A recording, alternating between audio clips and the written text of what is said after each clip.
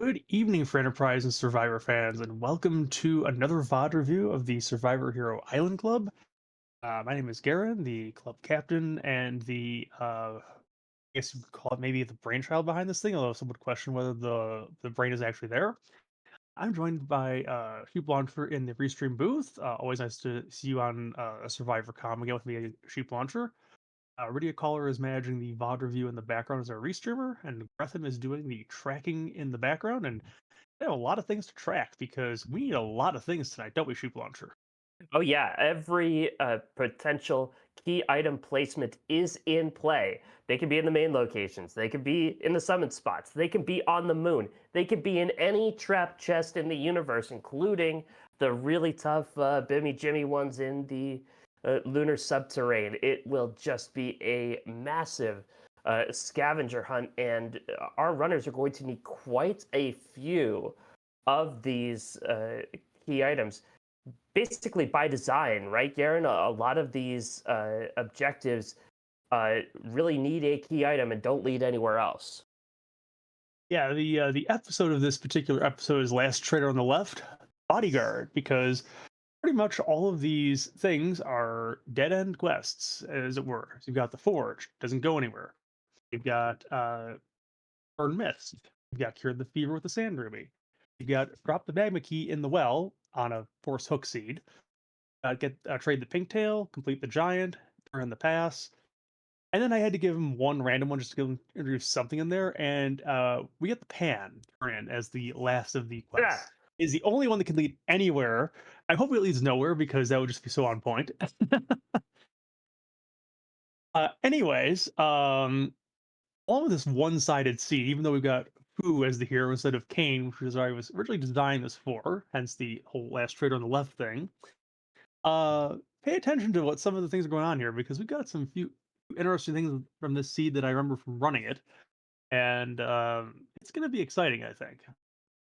yeah, it should be a really fun seed. I'm really interested to see how this works out. Fu, uh, going to provide a little bit of help right away, but he's a hero, and that could do some wonky things with agility.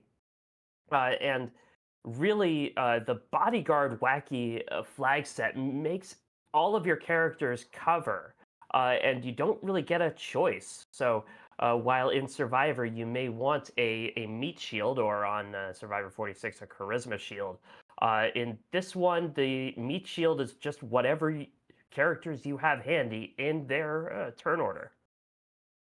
Yeah, I believe the way the wacky is supposed to work is that whoever is in slot one is by default the one who's going to cover, unless they're parrying, in which case it's going to go in order down the list. And obviously, if the person in slot one dies, well, it gets to move on anyways.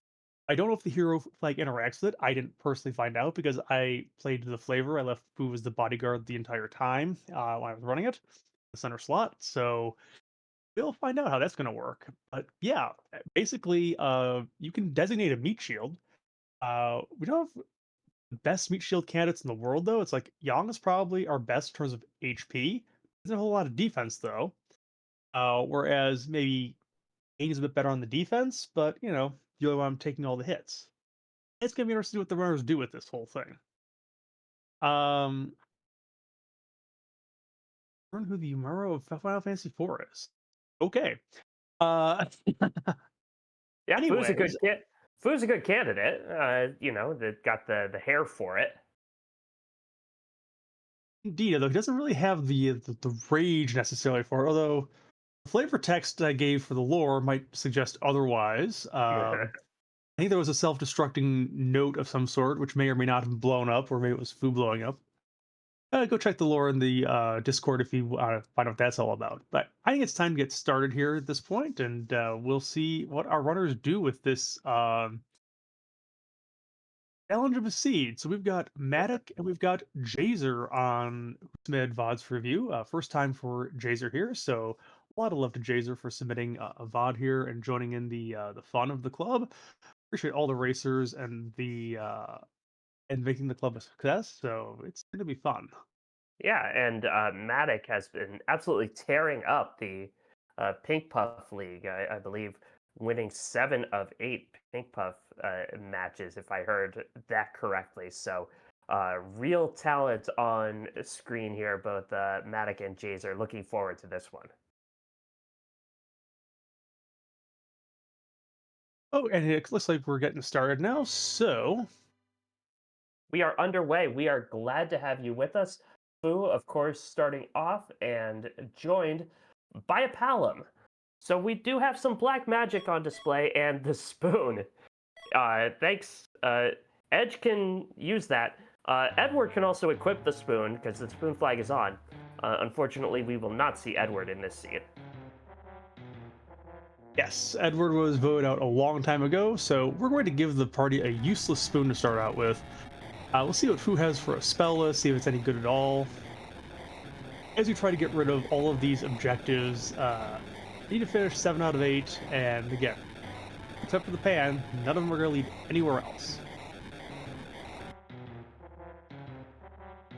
And Naming Way will explain Bodyguard, that the Bodyguard wacky flag is on. Does not explain what Bodyguard is, but as we were saying, it means the character in slot 1 will automatically cover. Meanwhile, not a whole lot for spells here. We've got Cure 1, we got Fire 1. Not great for the starting spell list anyways.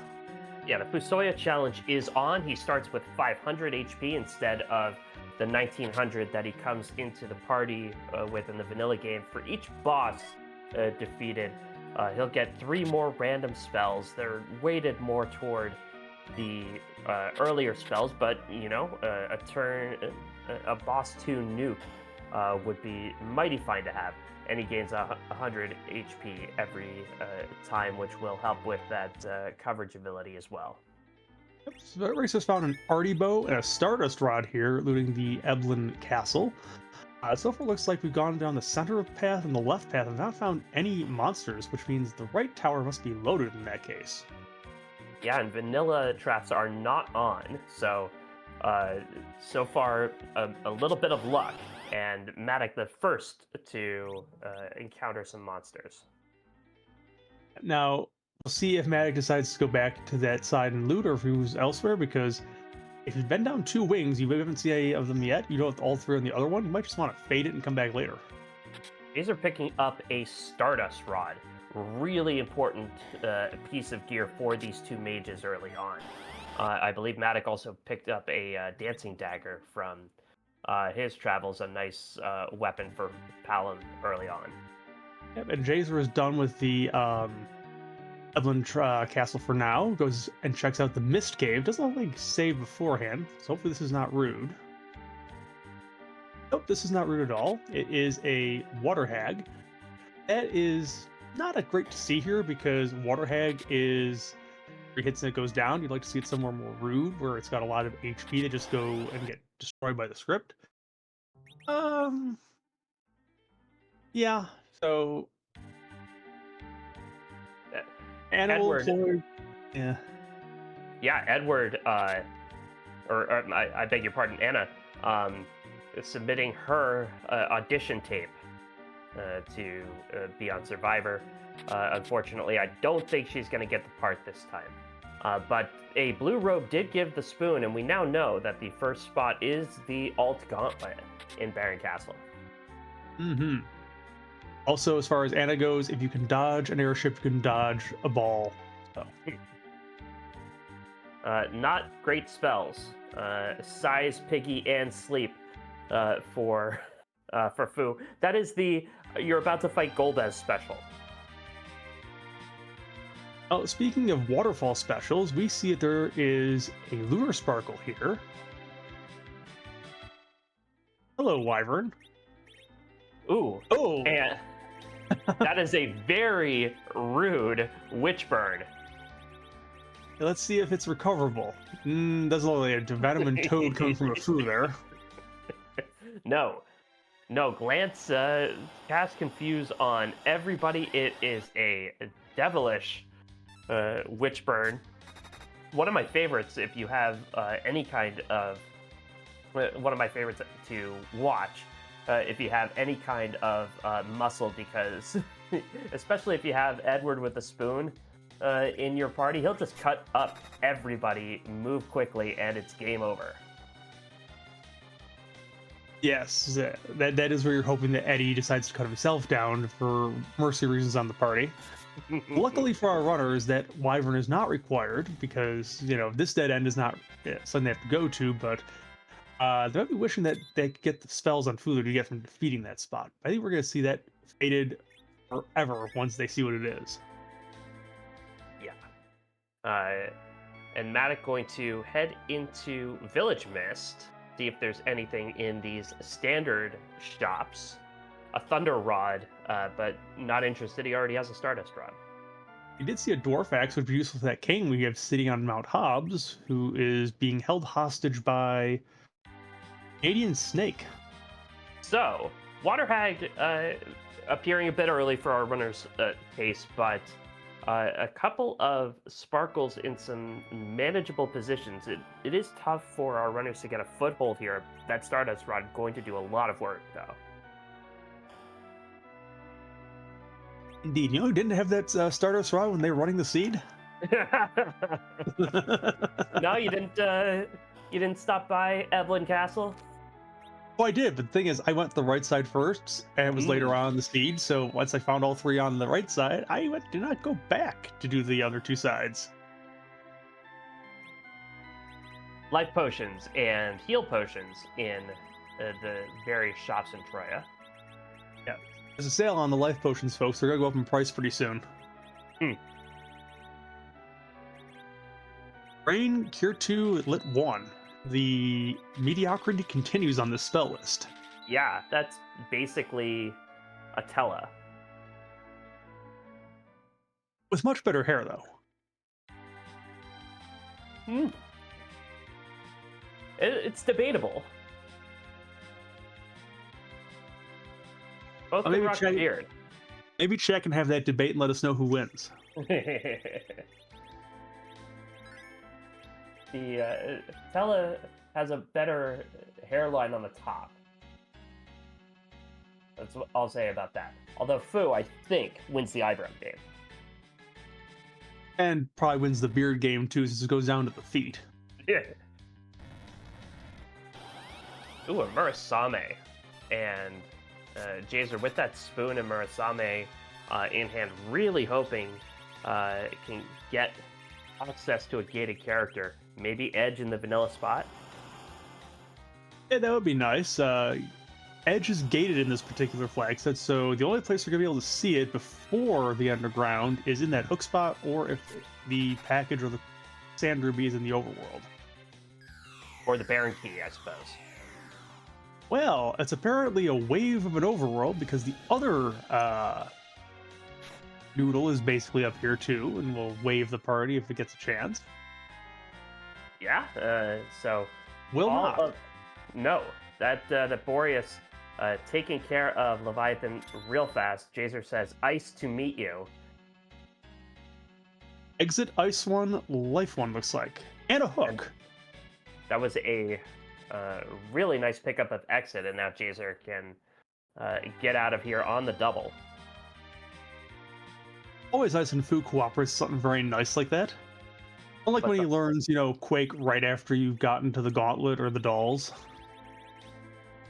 The hook will bring Jazer back eventually to the underground. Whether Jazer wants to go poking their head in at some point, we will have to see, but going to stop by Fabul first. Yep, makes sense. And we've got Fu as the hero, or just in the party in general, with his revised setting here where he gains 100 HP and spells per level. It's like, I want to get as many levels usually as you can before going underground, just so you're hoping for that nuke to show up. Or a Quake, or something else that's kind of nice. Although in the last seed they ran, Quake was kind of nerfed because everyone was floating the entire seed, so Quake wouldn't do a darn thing. And both Matic and Jazer will defend Fabul at the same time. This is twice as honorable. Jazer, by the way, discovered tents for sale. Didn't pick any up, but that's good knowledge to have. Who's got lit arrows? So this is going to be a lit fight.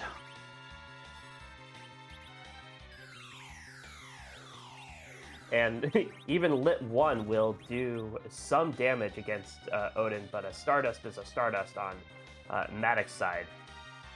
Yep. Matt just learned the spells that Jazer already did, so we'll see what's new on Jazer's list when this Odin takes a nap. And an Artie bow. I already found one of those. Sight, something in a sight, hold, and charm. There we go. I know Jazer picked up an Elven bow. I didn't see if an Artie bow was among the. Yeah, there was an Artie on the left side of Evelyn, I believe. Okay. Well, which is either a bit way, hilarious in itself because only one character in the entire, well, two of them can use bows. You have Palom and you have Fu who can use bows. They're not your best bow users because of the black magic. No.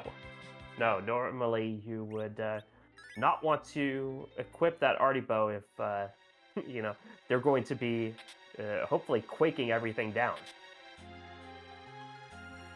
Yes. Although, if you need to make Palom or Fu a little bit faster, equipping the bow will give them 10 extra agility, which might be enough to get you out of a pinch. The thing about Fu being the hero is, Fu's agility doesn't change at all throughout the seed. Everything is basically changing around him in terms of how fast the rest of the party is. These are going to make the trek up Mount Ordeals, and remember, Fu does gain spells and gain HP for every boss, and there are 3 of them up here. We don't really have a boss hunt per se. D-Mist is out there. D-Mist does carry a key item, so it's good to look out for that. But really the prize up here at Ordeals is to get Fu hopefully some decent spells, coming up empty so far. Is the real value of this because without a Cecil or a Tella in the pool of characters, there's no real gameplay advantage for coming up here. So it's like, yeah, balance. It's like you got 3 fights, you got 1 key item potential up here. We do need a lot of them, but other than that, it's like you don't get to quite the value if you had a Cecil or if you had a Tella online here. So this is actually a really good place to see Val. 1, because both runners just got Kane, and 2, because that Stardust will pierce right through Valvalis' defense, even in Tornado form. That's how low the defense is here. So really good to see Val, this spot very manageable. Matic finds that there was a boomerang in the Baron Inn, and there are some Magus sisters having tea here. Yes, with Kane. Kane So calling Kane a is meeting. Kane is apparently trying to sell us out to a trio now. Yeah. And both who's picked up tier 3, by the way. Yeah, and Berserk there, I think, too. Mylon Z They're not here Berserk. in the No, second no. spot. Very, very slow, but will pack a punch. Which will all be aimed at Fu because Fu is the one in the center. As long as you can keep Fu up, everyone is safe. Well, the back attack is free. It's a King and Queen of Evelyn. So I'm running far, out of all the cheesy bosses early. So far, a very kind Ordeals, though. And we'll see if the seed can fix that for the 3rd encounter. It should balance itself out.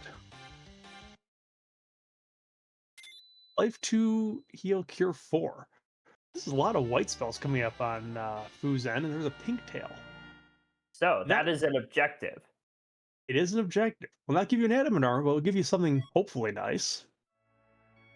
Yeah, should give a nice piece of equipment, probably an Excalibur or something. For the Cecil we don't have. And will never have.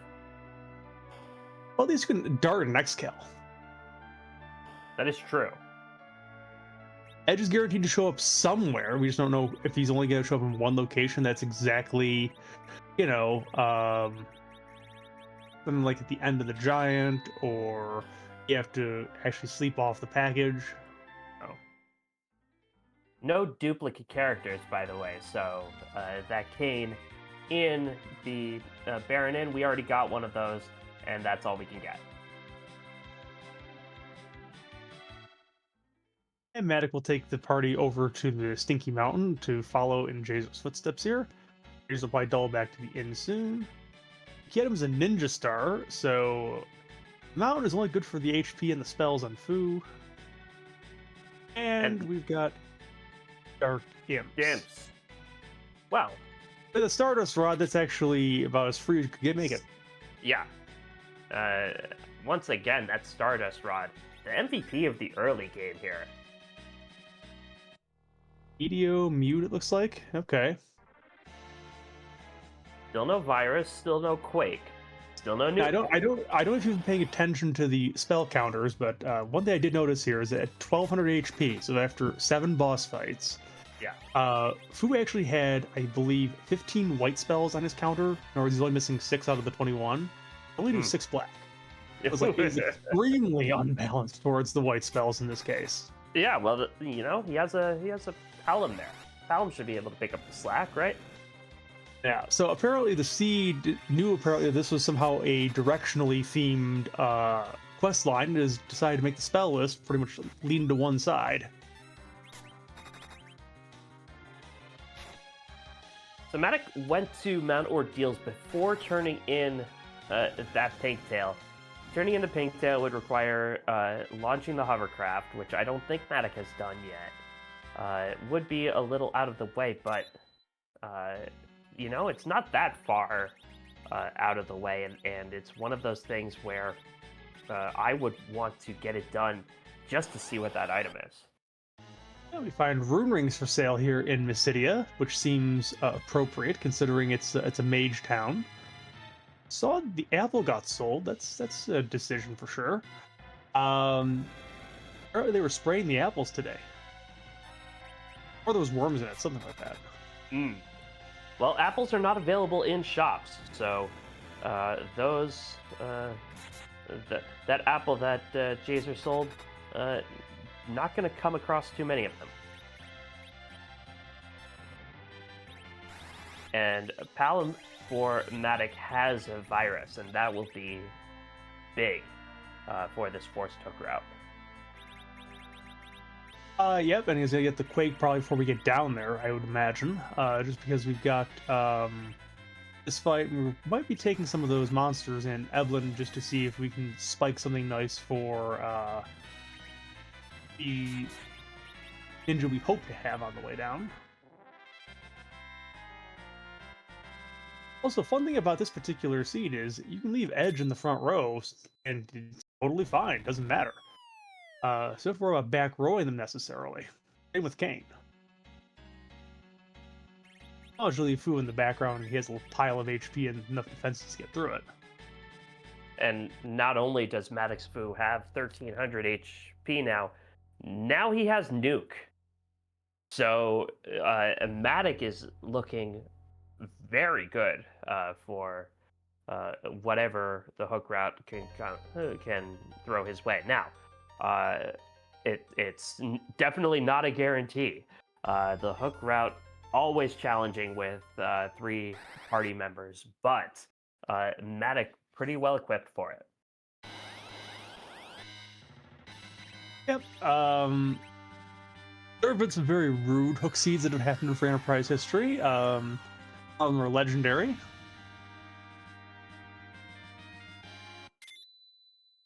I didn't even see what you got there. I saw Ice 3, I saw Fire 3. Didn't see the one in the middle, but here are the black spells come. Yeah, although to a certain extent, once you've got Nuke, the rest of it's kind of just whatever. The only thing we're looking for at that point is Quake.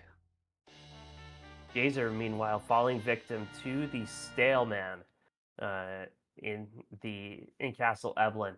A really tough fight. As we said, Fu does have some HP, but has no defense, and the Stale Man does not mess around. Yeah, unfortunately with that, because of Fu being the anchor, if Fu is also taking all the hits, he is always vulnerable to getting slept because he is ever RA1 against the enemies because he's the anchor.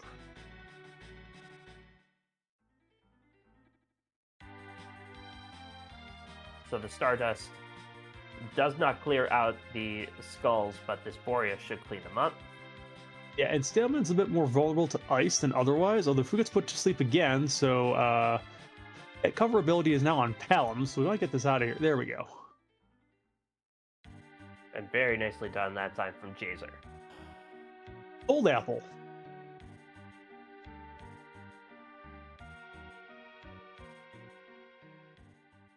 And so, what would your Apple strategy be here, Garen? Would you want to use apples as soon as you can, because you pretty much know who your party is going to be. You only have 5 characters, even though the max party size is 4. You can have a pretty good idea of who they would be.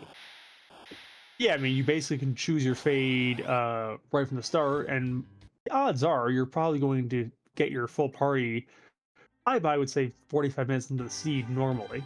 So, yeah, I mean, you could choose to use the apples early. I'm one of those weird people who just likes to use the apples before Z, so yeah, I'm not sure why that is. That just tends to be my strategy with it. And the Mad Ogres are now the Mini Ogres, and they're not going to be any further threat to Jazer in this fight. Yeah, good awareness there from Jazer, and now it makes it easy for Fu to cover when the Mad Ogres are just doing 1 damage every time. Yes, although if they get another 762 hits off, that probably means that Jazer had to leave the keyboard, and it would mean that it would definitely be a thing to see if you wanted to watch the whole thing. Yeah. It might mean I fell asleep, much less Fu. Well, luckily, the Mini Ogre grind is not a thing in for Enterprise. You can thank us all later. Let's see. So I think Maddox is going to follow in the footsteps and take the same monster boxes. They're all in close proximity here on the right side of the tower.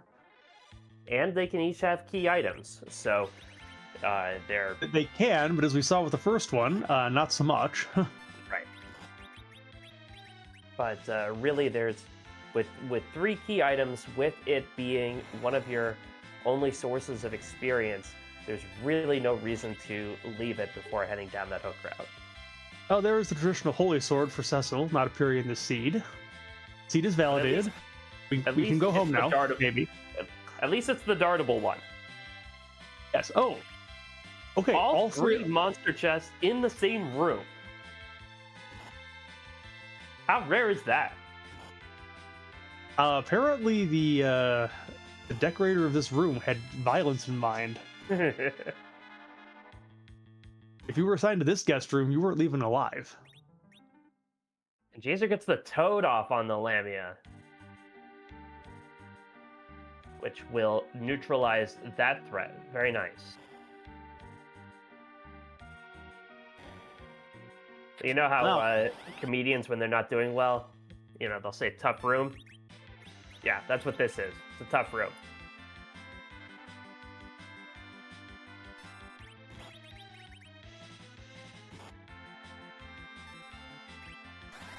Indeed. Well, Matic has thoughts about that Staleman and trying to ruin his day. Just nuke it to pieces. We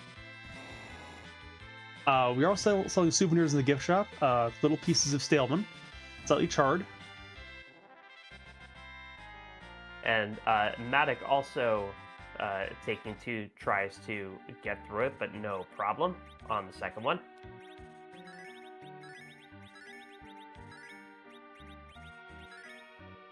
One black cat down for Jazer. Yeah. And I think for the first time, we see an application of Blink. I anticipate that this is going to be one of the more used spells in this run. It could be, although Fu is the only source of Blink in this particular one because, there's no white mage other than Fu. That's a pass. Not a key item, but it is an objective item. Yeah, that's required. Not strictly required, but it you need 7 of 8 of those objectives, so it might as well be hard required.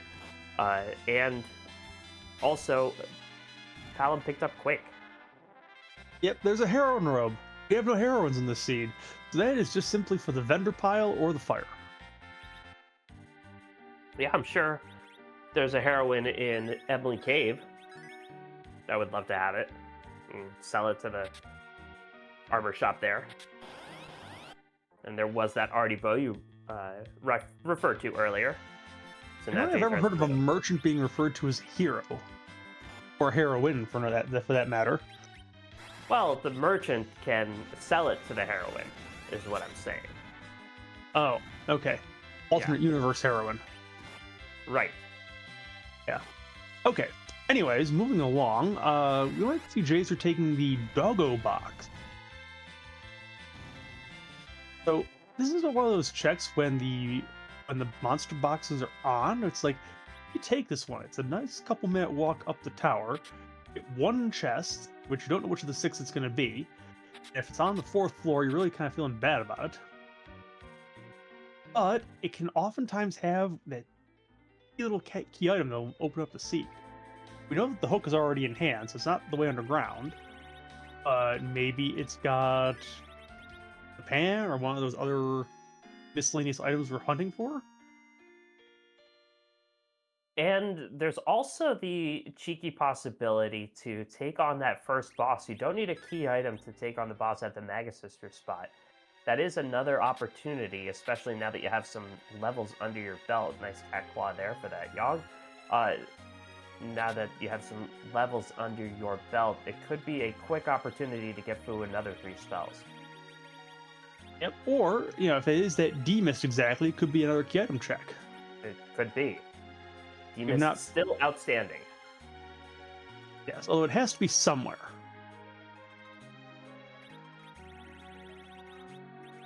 And it looks like Jays are going to head straight there.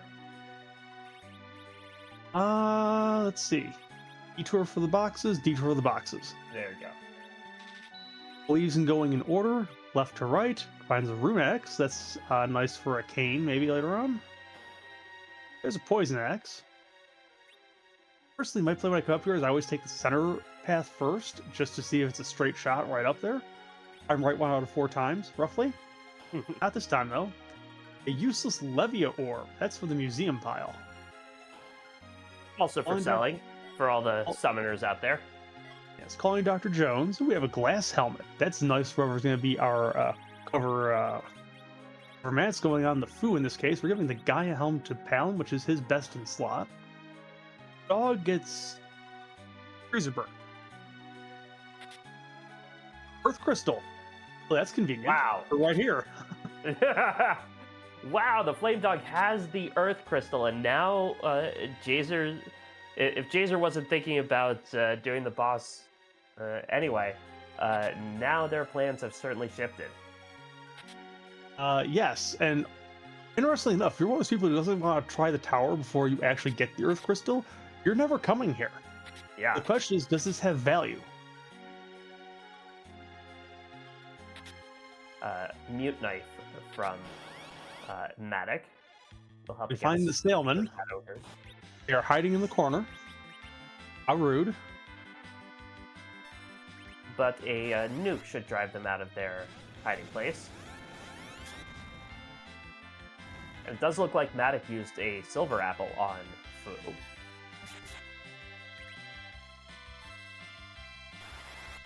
Totally possible. Ooh, excuse me. Dr. Luge in the first spot here, so Jazer getting a little show here in the Mega Sister spot. Yes, apparently it's the Mechanical Sisters coming up. It's a Mazza blade there for Edge in the Hook Route in the Eblin Cave. And So we will soon find out. Will it be an Edge? It will be a vanilla It Edge. is. And it is some flavor of Guard in the Book 2 spot. Either the Baron Guards, the Kaipo Guards, I believe. Yeah, and basically those 2 are the only free bosses we have left. So Oh, we're burning one of them here. Yeah, this is shaping up to be a rough underground or a rough moon.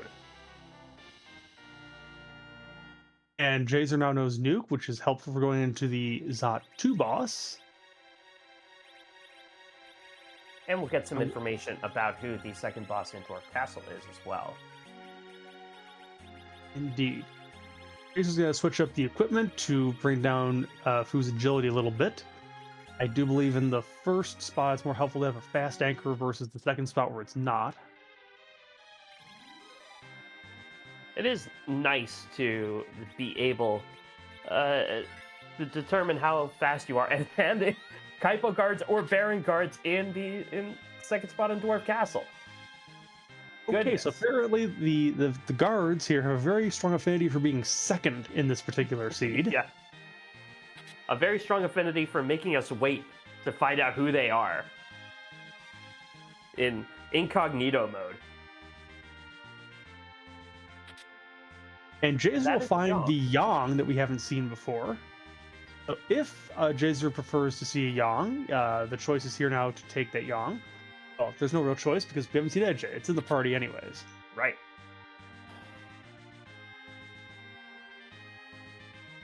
Now Kane in the middle spot for the Jazer in spot 1.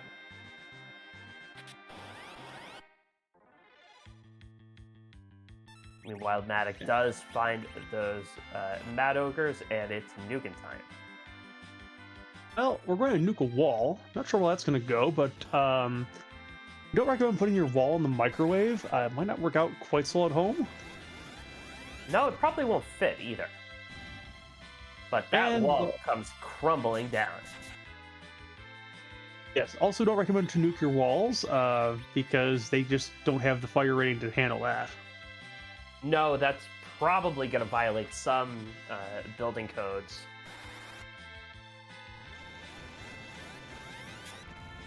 And now white on Jazer's side as well. Yep, we have exit now on the rose. It's not in Fury in the Seed. Got that taken care of. And Maddox Kane doing 4,300 on a Mad Ogre using some mage mashing equipment. Did you like the first Holy Sword? How about a second? Ooh, it's a twin harp out of the Oh. Tower of Zot. Go fetch! Well, So- this chain is turning into a very long potential chain, and Yeah. twin harp is not necessarily going to lead to anything because it's another check. So chain's not necessarily what you want to see in this particular flag set because if the chain dead ends, then you're really kind of upset about that. Jazer going to take that Earth Crystal and doing the treasury second. You rarely see this. Yeah, I guess we have to come back here. You might as well see what's in here. With it being T Wildish Max Tier 6, there's a chance for some things here. Yeah, we got a ribbon, Worthless Siren. golden apple, Lots of crystal Yeah. gloves. another rune axe, Sammy arrow, another heroine robe, Zeus gauntlet, Gungnir, crystal armor, or Yeah, it's a I bit, I will rate that treasury a 5, I think. There's not much there that we haven't seen. Maybe that Gungnir. Right now, Kane is making do with a bunch of axes, but yeah, no real good protective equipment. well, the Zeus gauntlet is nice if you're not having Fubi the meat shield. I mean, that would make a Kane and or Edge pretty decent at taking some hits. And Jays are going to fade that harp, it looks like. Well, half the chat is happy about that, half the chat is up in arms over that. All depends on which side of the EJ Spoonie B debate you happen to be on. Well, Jays are immediately putting that Zeus gauntlet on. Not the Gungnir Spear, though. It is Baron Guards here in the second spot in the hook route, which means it is the Kaipo Guards in Dwarf Castle. Honestly, you'd probably rather see them reversed from what they actually are here because uh, the second spot in Dwarf Castle is much weaker, and these would Yes. not be such a problem of a guard. In this case, Nuke is not going to take them out yet, and they do magical counters, so now Kane is very tiny and very non-threatening. Yeah, You can just stick a knife in your back. the mute bell does come out, but not in time to save poor Kane, who is now betrayed by his own size. I'm not sure how he managed to open that heal bottle to drink it, but okay, that worked. And while Matic is going through this fight, and while Jazer is checking out the shops in Cave Evelyn, do want to thank our restreamer, Rydia Caller, our tracker, Gretham, and thank you, Garen, for putting on this Survivor Hero Island. This is episode 14. The name of this one is Last Traitor on the Left Bodyguard, where the Bodyguard wacky flag is on. That means the character in your first slot automatically covers. We have a Fu hero. Our runners have to do 7 objectives to get the crystal in order to defeat Zeromus. Matic has the goods to do 1 objective, has not done it yet. Jazer has not yet been to Baron Inn, so does not have that big tail. There is a sparkle at the top of the tower, and also the Pitfall boss is undefeated no matter how many objectives you happen to have completed. So, float does not get you through it. So we've seen 2 sparkles already. Wyvern was in the waterfall. Ogopogo was on top of Mount Hobbs. So that could be Pale Dim, that could be D-Lunars, that could be Plague at the top of the tower. Plague upon your tower just sounds totally appropriate. Now, there should be a seed of Final Fantasy IV Free Enterprise where every boss spot is Ogopogo. I just think that would be fun. Well, it might be, let's see, what would you want to call that then? Not random. I would say it was like Final Fantasy IV Nope Noodle or something like that. I'm not sure how you would call that.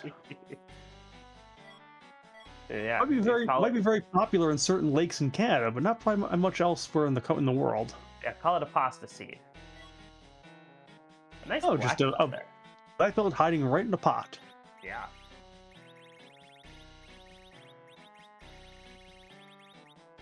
I mean, personally, it's like, given the nature of this club, it's like a Golbez every boss out would actually be the funniest thing in the world because no one would ever play it.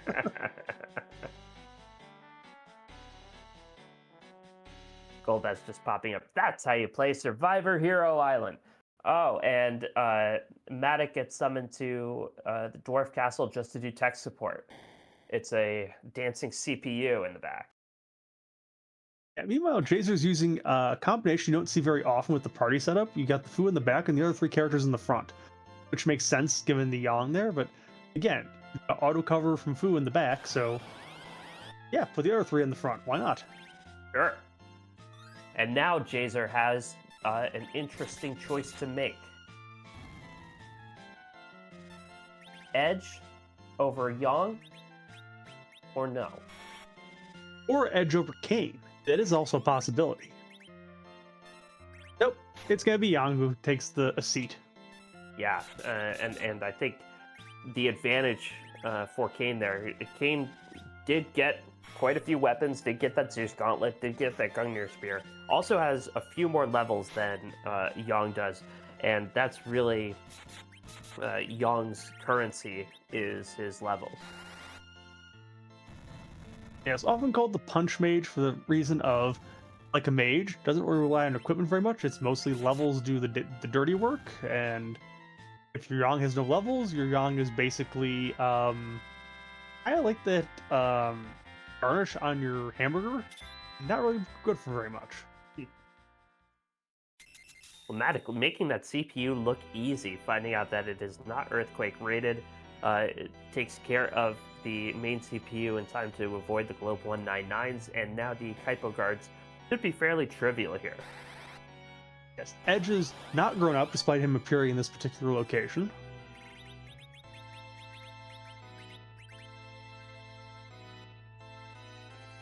Now this is not a bad spot to see them in regard to letting the officer escape because there's no EXP at this point anyway. Oh, there is. There is, yeah. This is not ordeals. It's Yeah. it takes away about half of the experience roughly to let him leave, but they're gonna be probably going to visit the moon at some point with the way these flags are. It's probably not the worst of losses, even though there's no life glitch, there is no siren grinding, there is no.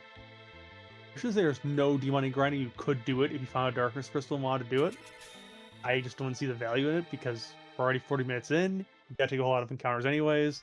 You're gonna get your levels somehow. Now, was that arm actually the retreating officer? Is that why the party couldn't catch him?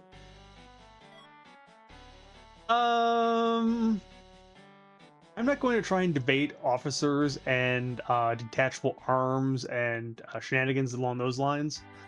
Found a vanilla Luca key though, so more vanilla in the seed. Yeah. And we'll see if Matic decides to turn that in pretty soon.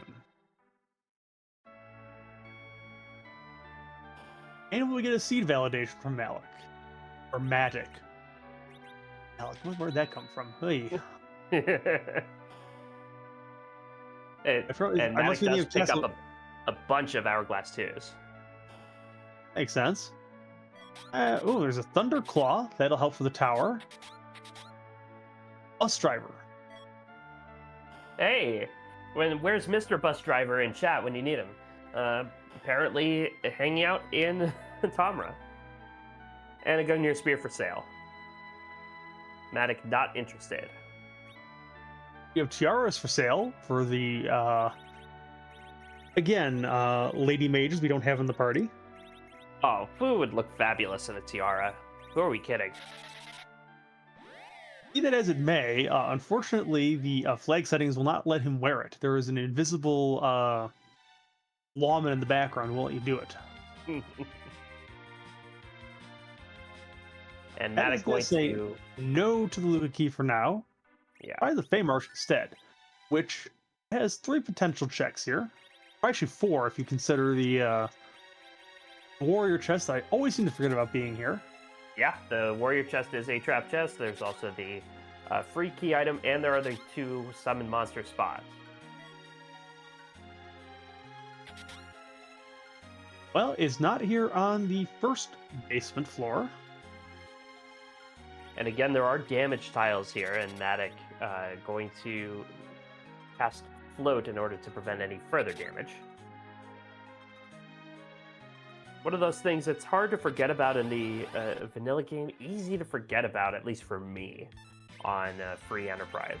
When you're just moving so fast, you're not being reminded by random encounters, your flash isn't on, if your sound cue isn't on, then suddenly, oh, why am I down to 1? Oh, it's because I've been walking on lava. Also, a fun fact, if you cast Exit while you're on a damage tile and you don't have Float on, you'll be at 1 by the time you actually get out of the level. Oh, it's a Crystal Sword. That is such a shame. All the Holy Swords here for the Cecil, who is in happy banishment or retirement, whatever one you want to call it. Cecil will get kind of mad if you call it a banishment, but not on Hero Island. Vacationing on Zero Island. Because, again, not quite so loved by the racers in this club season. And that Crystal Sword causes the inventory boss to rear its ugly head from Matic. Not a great look. Well, the inventory boss looks kind of like a big chocobo. Oh, there's a package in the Fey March. That's an objective. That's important. Sell it, Matic. Assert dominance.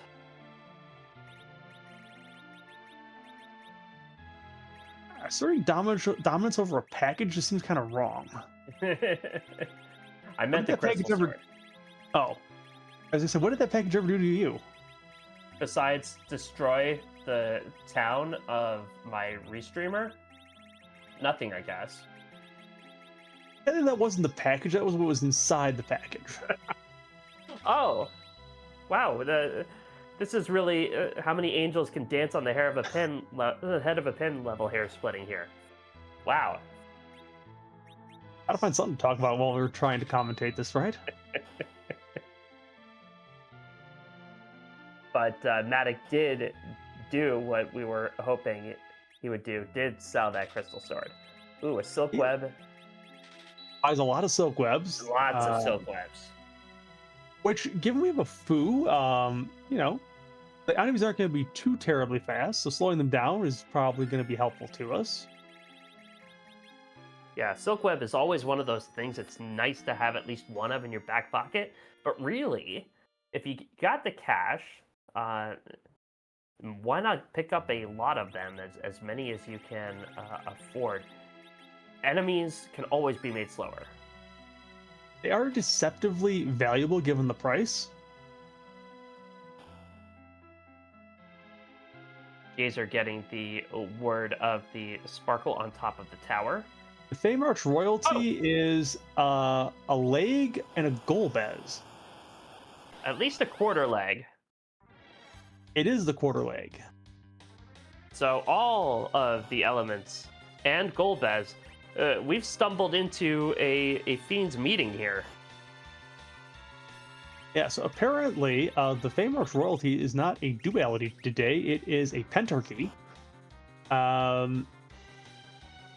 And this this element is pretty punchy.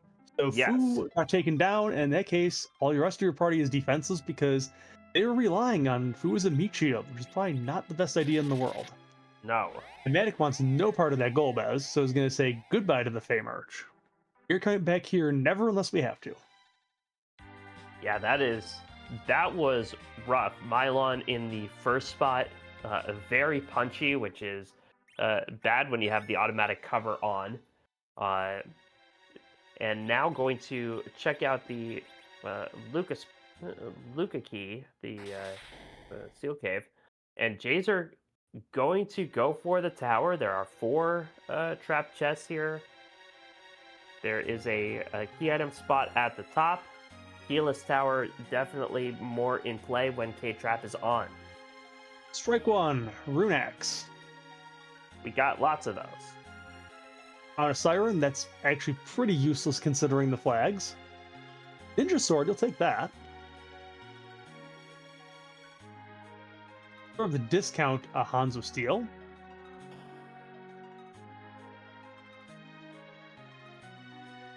Finds the second alert sitting here. Yeah. Strike 2, Ribbon. A scarlet ribbon for their hair. Oh no, another one. They're all here kind of on the lower section of the tower. At least if you're not going to get anything useful, you at least get through it fast. Thundercloud is wondering against these. Hey, well... That is required. It is required. Normally, wouldn't be very happy to see that, but... No, but, if it's an objective, then you're really happy to see a free objective to be done. You can even sing yourself a little song that goes a little something like this. It's the magma key. That is what we found. Now we're filled with glee. It can't get underground. And Matic finding the Octoman in the seal cave.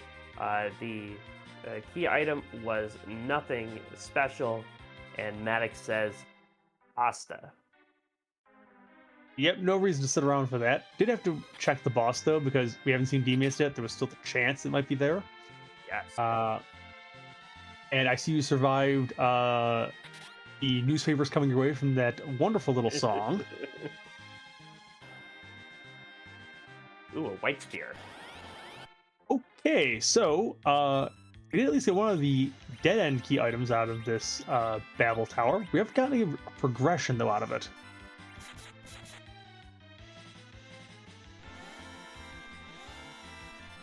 That petition is probably buried somewhere under lock and key. Yeah, I think I think there are parliamentary procedures to prevent a singing harp song from happening, especially if I'm the one doing the singing. I think that's a violation of Geneva Protocols.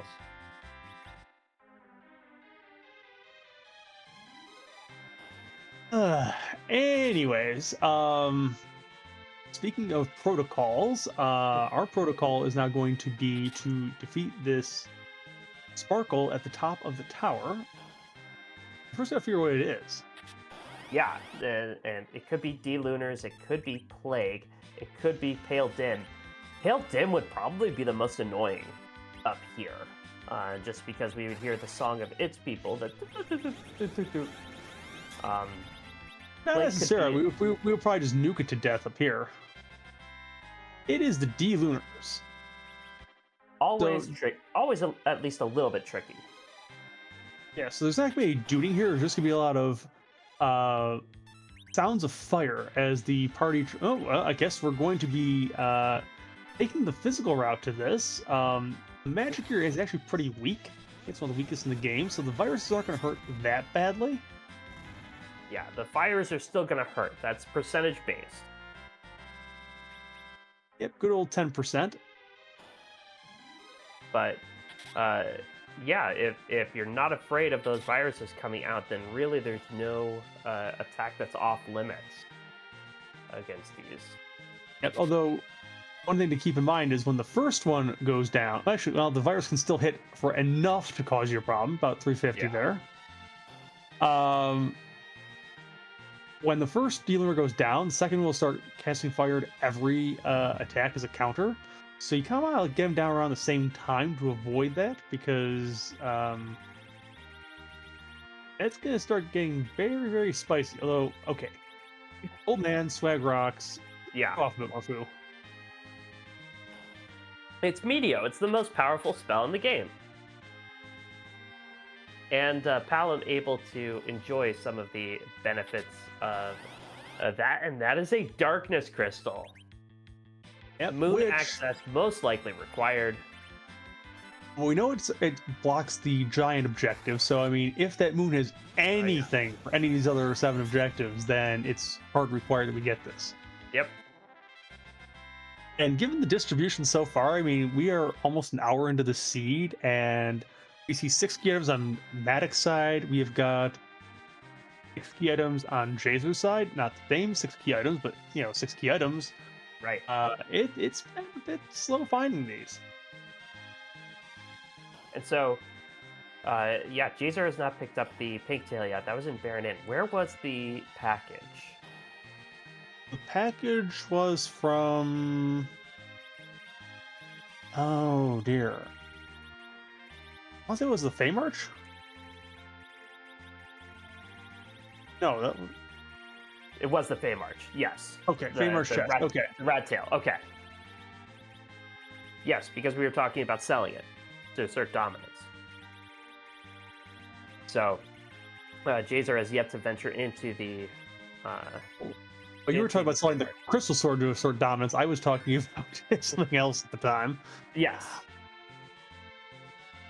You know, it's all part of communication. Communication? What's that? And thanks to chat and to our intrepid tracker Gratham for reminding us of the package's location. Also, shout out to Nerukad in the chat, one of the regular racers of the club. Yeah. Not featured tonight on the stream, but did run the seed, and always happy to have you out here in the chat playing along. So let's look at Maddox's situation while he deals with these. Assuming he gets through them, he will get the Darkness Crystal, and then he will have access to 4 of the 7 objectives that he needs. Actually, Well, actually 5. Yeah. Yeah, can do the giant, can do Burning Mist, can do the Magma Key, Yep. can do the Pink Tail, and can do the Pastor. So that's Yeah. 5. So So the still question needs- becomes, Yeah. Do you finish the Earth off before you go to the Moon, or do you not? Because Mm. those 7 Sylph boxes are always calling like a siren song to you. And if they're a lot of experience at this point, especially if you're closing on 10 key items. And the problem is with them there being 7 in the same location, the Yeah. algorithm that fills this thing normally only puts, I think by default, 2 of them in the pool, and then the other ones have a lesser and lesser chance to roll in. I have seen as many as 5 key items in a Sylph Cave. I've seen a lot of zeros though too, or things that are irrelevant to our case, such as, for example, what would be irrelevant here? Um, Potentially the Baron Key would probably be our most useless thing I was left. going to say there isn't much that's entirely irrelevant because you put all the irrelevant key items as objectives. In my defense, I did not select the envelope or the quest package for this. That was the fault of, I believe, Matic to do that. So Matic is getting their own medicine here. Well, Matic does need 2 more key items. At least the pan and the and the sand ruby can replace either one of those with both the legend sword and adamant, neither of which has been found. Yes, although realistically, you would like to find all of them so that you can get rid of that giant of Babel check, which might potentially be rude. Considering we've gotten rid of pretty much all the freebies that can make it a little bit nicer. Yeah, and there are a lot of scary bosses that you would not want to face at that giant spot. Kind of Matic, out there. Matic has decided to go into the Sylph Cave. So the 7 chances, the 7 lottery tickets, call in his name. And Jazer's Fu is at full power. Well, the first lottery ticket gives us a cat claw. Not what we wanted to see there. Another white spear will just add to the chuck pile.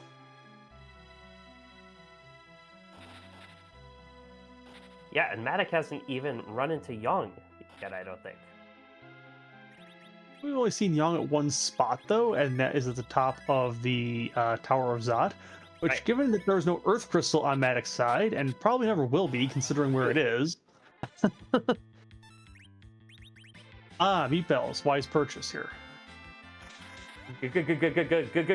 Ghosts! Who's Yang? Who's this?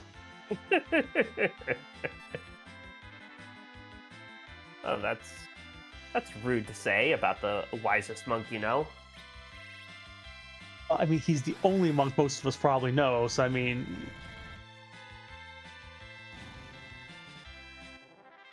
Monks don't tend to socialize very often, if you hadn't noticed. Yeah.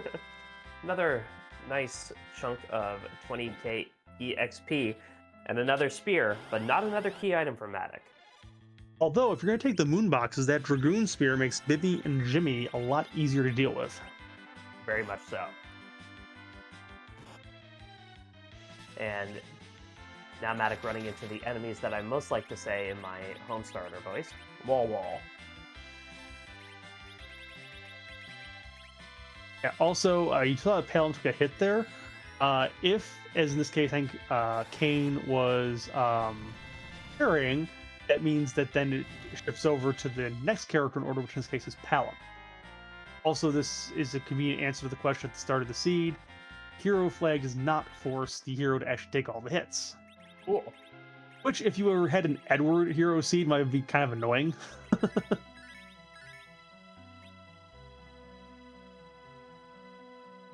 And just a protect ring out of that. So far, 3 Zonks in Sylph Cave.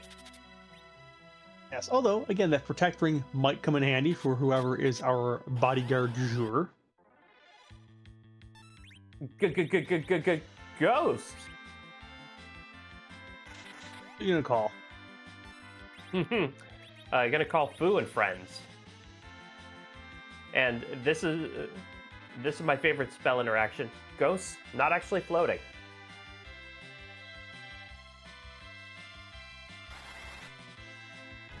And apparently they're not incorporeal either because they're affected by an earthquake in the first place. Yeah. It must mess with their equilibrium somehow. There's a disturbance in the force, and there's a crystal ring, which is a fourth zonk.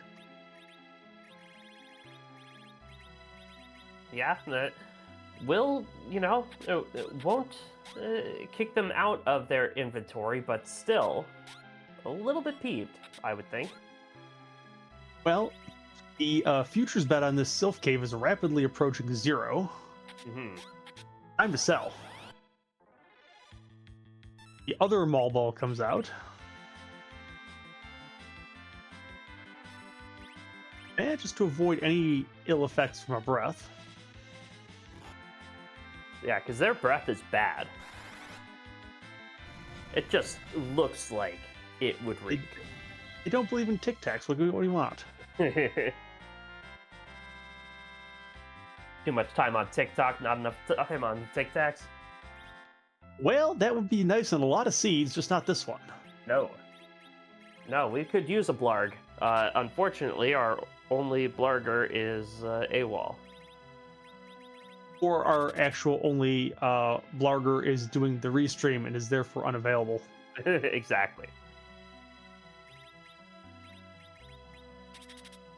So hopefully Matic ditched that Bahamut summon so that our restreamer does not have to use it against us.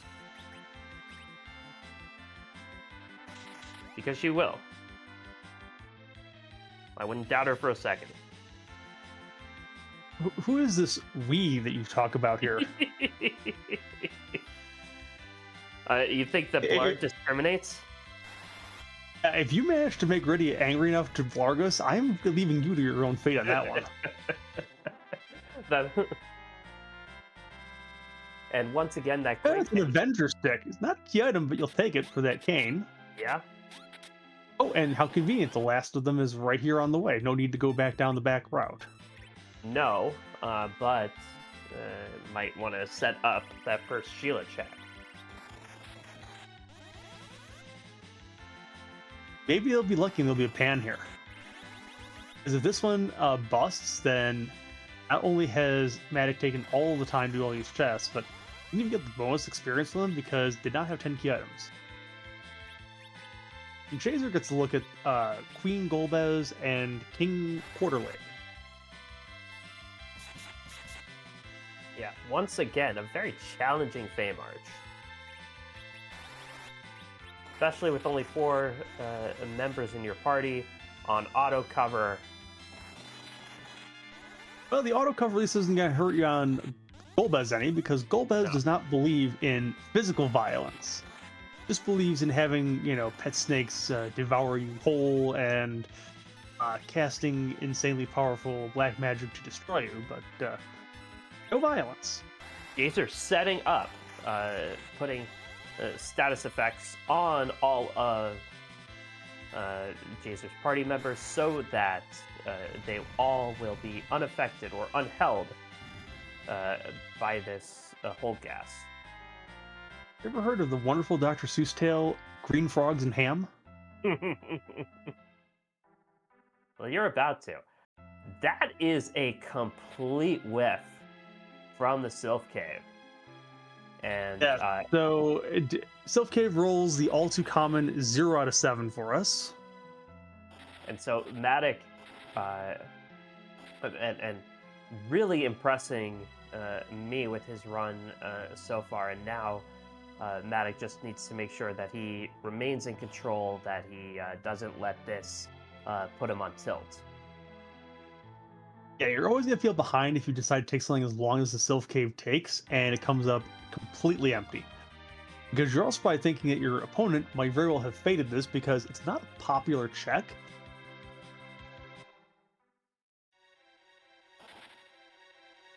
And Matic going to make a second trip into the Fey March here. Yep, Rydia Caller with the Ironclad logic, the Poison Treasury, you always faded pretty much unless your opponent goes there, in which case it's always the answer. Yes. That is true.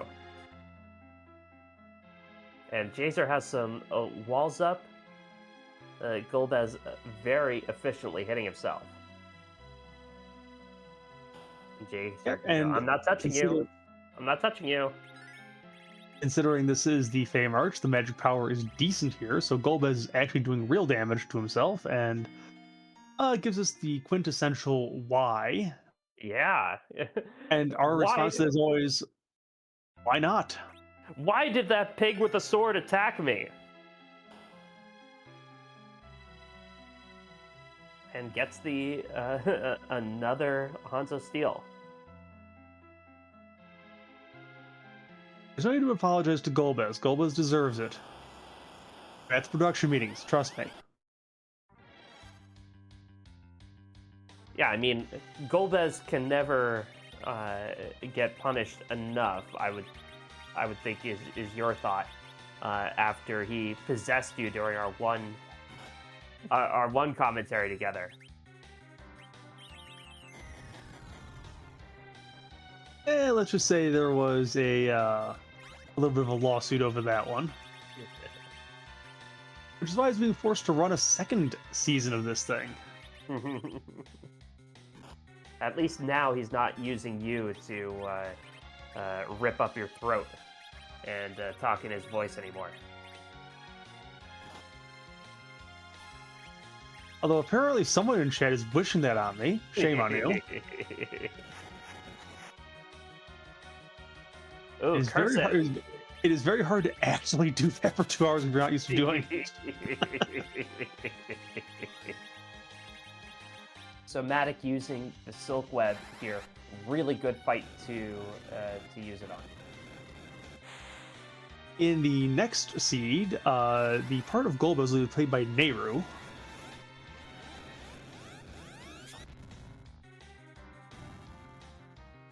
And that quarter leg has been taken down by Matic. And by Jazer. Different approaches, but both effective, and neither one will get anything that they want. And Matic doesn't even want the EXP. And is going to go straight to pig mode. Now, do you normally want to go all the way to pig mode on this? Because that means that Fu and Elm can't cast their spells. But Matic going to go all the way with 4 different colored pigs. Look, all you have to say is 3 words. Ha, ha, ha. And then is that it? I guess there might be a now in there too. Anyways. Yeah. If there's Golbez, if there's one thing that Golbez is not known for, it's being brief. Golbez has a lot to say. Unfortunately, Mute Bell does not work.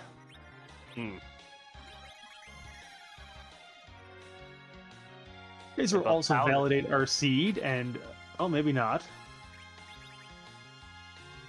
Thinking about it, won't really be punished. Wow, that is the ultimate tease. You go right in the room to validate, and then you exit right out. Jazer knows how to get a rise out of us, I think. If he goes into the Cave Magnus and decides to exit out right before actually going into the chamber with the Dark Elf, that's going to be the super troll.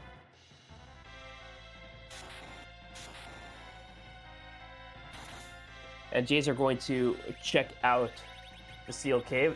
We will know that there's nothing there. So it looks like our final pieces of the puzzle are going to be on the moon, or maybe gated by that twin harp?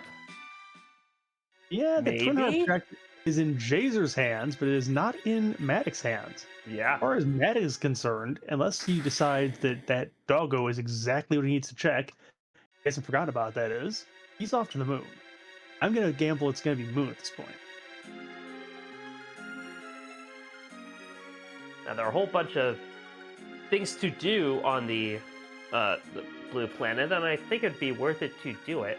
If nothing else, you have to burn Village Mist with the package. Maybe D-Mist is hiding in the Kaipo Inn. Or maybe Matic is being a softie and is deciding to save the village and do something else. That would I don't be quite selfless of him. I don't recommend it for races, but for lore purposes, you might prefer to spare the village and spare the kids. Ah, well, that's gone. Yep, And and that is, at almost a buck 10 in this seed, that is the first objective on either side. yes. Although it should be pointed out, we've had access to objectives, I think, for at least a good 40 minutes on Yes. at least one or both sides. I just for efficiency Matic, reasons have been turned in yeah. because they're all dead ends. You know they don't lead to progression. The, So the there's no hurry to get rid of them. the hook was in Fabul. No, sorry, in Antlion Cave. And the Pinktail was in Baron Inn. Maticus had both of those for an hour. Yes. And we'll now go to meet Sheila 1 and see if Sheila has the goods.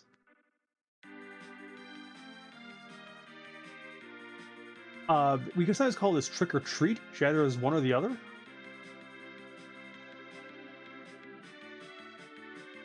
Yeah, she either has the goods or she's obnoxiously gives you something that you have a bunch of already. It's a trick.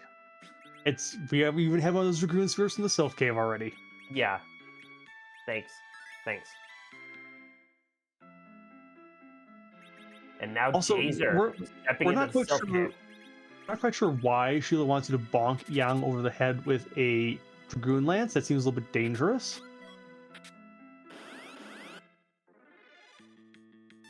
And Jays are going to fall into the same self-shaped hole that Matic did, and we know that Jazer will get some experience out of this, but no key items. Yep. So, public service announcement: do not do cave diving if you don't know what's down there. And unfortunately, Jays is going to find out this cave is fairly worthless. Some nice loot down here, but bonking is not safe. Well, I mean, at least the pan is blunt. I mean, the Dragoon Lance is a little bit pointy. So, Garen, if you're in Maddox's position where you know you need at least 2 key items, you would rather have 4 key items to avoid the giant. But how many checks are you making before you're committing to the giant and just leaving the other key items alone? Okay, well, in this position, you've got 5 objectives, you need 2 more. So, if I see that the pan shows up, I might want to save some of that if it comes at a convenient spot.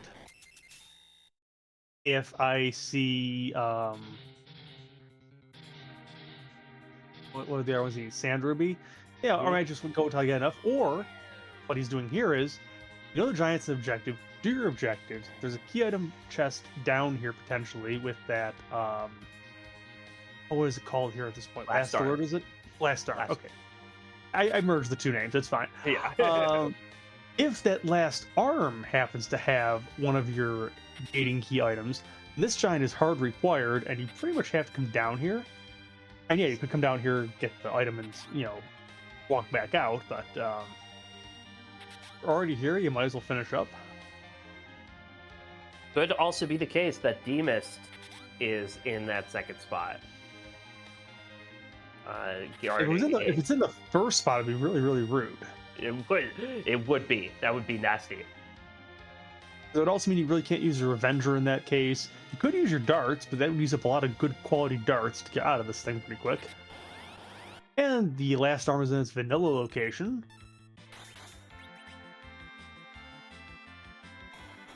And searching, liking what it finds, a traitor in our midst.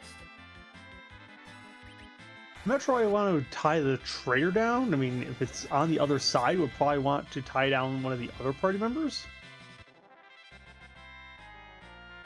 Yeah, if they betray you, they'll betray others. That is Well, that is interesting. That could be a That rabbit hole. That is the Baron key, which is not necessarily guaranteed to go anywhere, but get you 2 more checks. 2 more checks, 2 And 2 more more bosses for that D-Mist.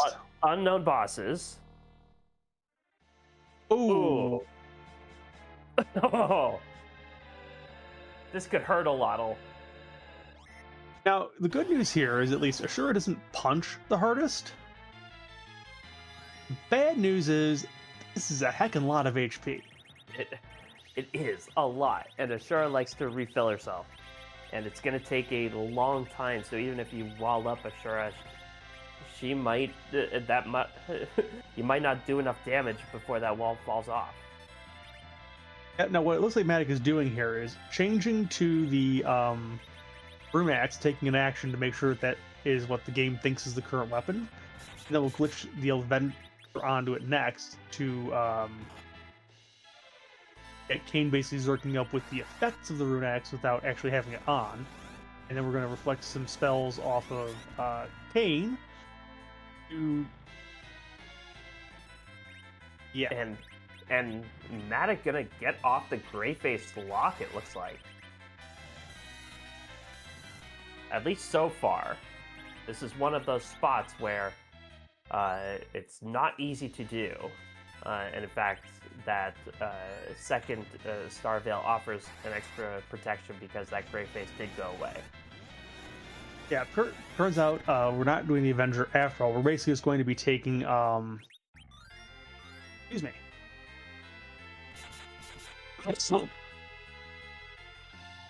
be taking Fu and just bouncing nukes off, it looks like. Yeah, and doing a lot of damage with that edge.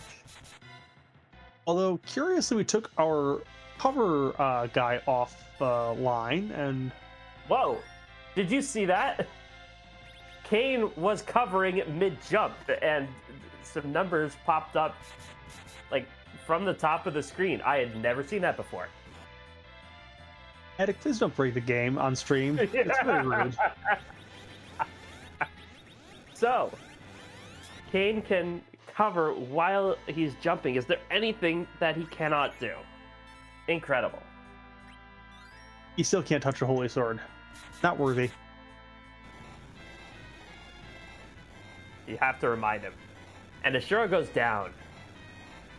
That was a very nice takedown of Ashura there. It's pretty quick, all things considered. Very much so. Lots of HP in that spot. A lot of ways that fight can go sideways, but Matic very deftly avoids those hazards. It takes care of Ashura, and a very important safety save here. You don't want to take that fight again for any reason, so... Yeah. As it happened to anybody who has done the D-Money grind and finished up and forgot to turn the encounters back off, is realized when they get into another fight, it's like, oh dear, they're all HP based and I have no HP anymore. Mm-hmm. So Matic going to go into the bowels of the giant. That's what this room is, right? The bowels? If it's in the... I'm not going to get into that, actually, but... it is a turtle! Ugh. Ugly giant here. Although Kainatsu not as bad here as he would have been one spot earlier. Yeah, since the wave is HP based on his current HP, when he has over 50,000 HP, you're pretty much going to be toast. And so it'll be a foot race to get him down to a manageable level. That wave crashes, mostly surviving. Well, the 900s, though, so I get down a little bit. And a bonk with Fu.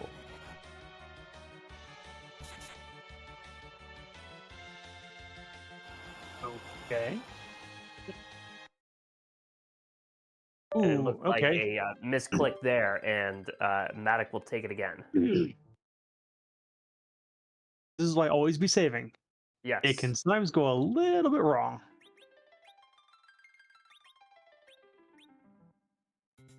Yeah, I think Matic was right where he was supposed to be. I think had the right idea for that Kainata fight. You don't want to waste a turn with Fu attacking for 86 damage. I'm sure that's not what he intended. Meanwhile, Jazer finishing up with a Sylph Cave, not even going to check that first Yang spot. Or set up Sheila 1, I should say. In this case, you know that's not going to hurt because Sheila 1 is not holding value. Mm-hmm. Of course, in the real world, when you play these seeds and you fade Sheila 1 always has the key to the seed. You don't fade her, she has nothing. That's certainly the way it seems. And now Jazer decides to get in on the actually doing objective trade.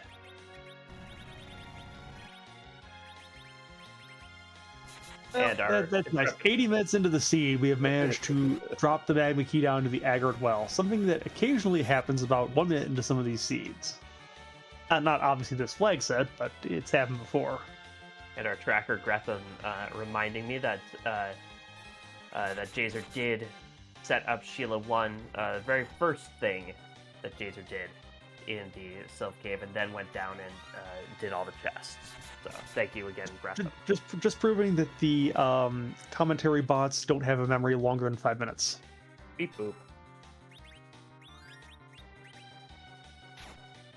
And not so hiding inside the shell, prolonging the inevitable here, but annoyingly so. Well, that is the end of the turtle.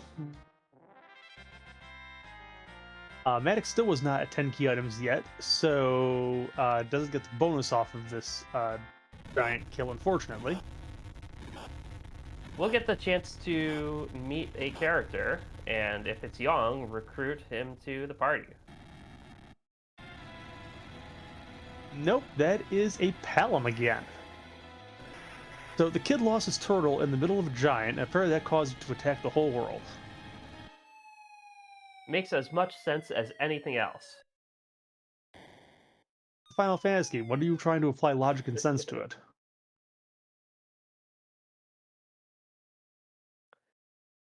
And Jazer now blazing their way through Baron Inn. Alright, so the giant objective is complete. So now we have 2 on the board, finally! Jazer does secure that pink tail. Yeah, I mean, Palom trying to destroy the world is kind of in the realm of possibilities, but I don't think Palom is actually disciplined enough to pull it off. He's too much of a joker. And Matic going to take a look at what that Baron key holds now. The first enemy, the blue robe from the beginning of the game, the Alt Gauntlet. We know for sure. So Senator Crocodile, come on down. Yeah, we got Senator Crocodile. We've got the rest. Yeah, I have a good name for some of the rest of these things. We do not know who is sitting on either of the thrones yet. Well, we've got a fake king. We've got a real king. And Jazer picks up a Moon Veil from that pink tail, which Matic has had available for quite a while. There have been a few fights where a Moon Veil might have really helped, but now Jazer has it. Well, the moon is still coming up, and we still haven't seen some of the nastier fights that can be up on the moon, such as, for example, maybe a Baigan or something along those lines. Yep, Ruby's still out there. That'd be very rude. Looks like it's time to start getting the J items out of the inventory here. Good time to use them up. And Senator Crocodile has the floor, and then has a firebomb. Actually, he's being firebombed on the floor. We really don't like his speech very much. That it's probably interfering with parliamentary procedure. So you've got parliamentary piranhas, which And we seems have very appropriate for a member of that chamber. administrative aquaworms. And Jazer decides that now is the time to face the music, to turn in that twin harp. All right, so once again, harp lovers get their wish. Harp faders cope and seethe, apparently. We're gonna get some music in a moment here. Matic on the fifth fight.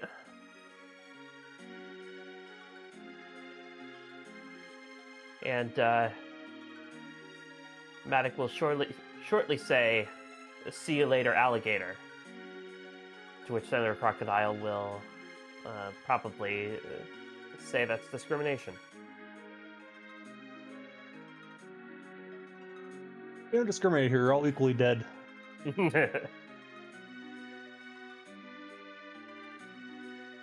And Matic is through. And going to take on the basement first. I like this Interesting quest. play. Now, the danger here, of course, is if you take the basement and you lose, the gauntlet is back on the table again. You have to do that whole thing again. But Matic has to be feeling confident about what he can bring to bear here. That's a sparkle. That's a pale dim.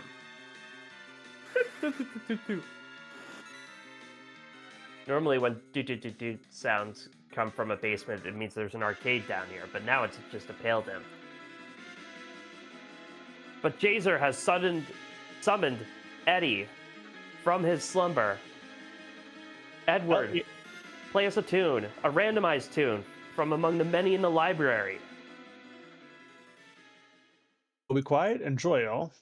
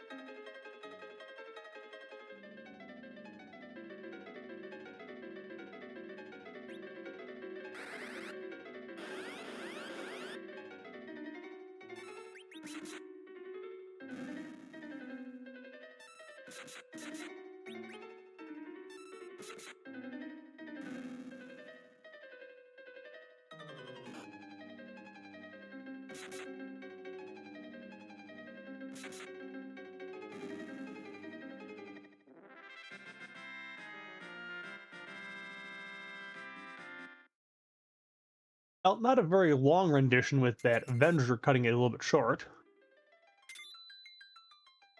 No, and I'm not sure what it was, but it sounded like it hurt. And Jazer It's a now rat has, tail. The yeah, chain another. continues. This So, was all on one chain. Remember, this came from the Earth Crystal, which came from petting the doggo. The twin harp came from there, leads to the rat tail, and I don't know. If I'm Jazer, I'm feeling like I just have to see this through. well, you're either getting a big payoff for this whole chain, or you're going to get a massive zonk for it. At this point, the tower key would be the root one because that would extend the chain yet again and delay the potential payoff. Mm-hmm. Let's see. Oh, the twin harp is saving. Ooh, ooh, ooh, ooh, ooh. So that entire thing That from the hurts. doggo was a completely useless chain, which unfortunately takes a good 10 minutes to probably get through. Yeah. And the trash can is also trash. It's a Bahamut orb that Aaron King must have felt really threatened by and just dumped it in the trash. And and now Matic looks like he's about to get sucked into the doggo chain. We'll see if he can resist its charms, but Jazer Let's go to the moon. There is nothing left for us here. So it looks like the way things have gone, the early moon play was probably the play to make because the Earth is apparently haunted after a certain Yeah. point. Yeah, And Matic is unless there's a sneaky Demas behind that package, it really looks like everything you need is up on the moon. Everything you need to complete the even scene. even if there was a sneaky demist there, I mean, demist can't hold enough to actually get you through on the Earth. You have to go to the moon. It That's looks right. like That's right. because no matter how long the chain is, you can never get more than one item that's at the end of one of these things. Oh, Jazer heading into the Tower of Wishes. No characters are there. The buy flag is on. Jazer, you made your bed, and Yang is not in it. Yes. Well, if you find him again, you can always pick him back up with the stats you had when he left. But Right. and also you can't launch the whale by going all the way upstairs. They've already done it.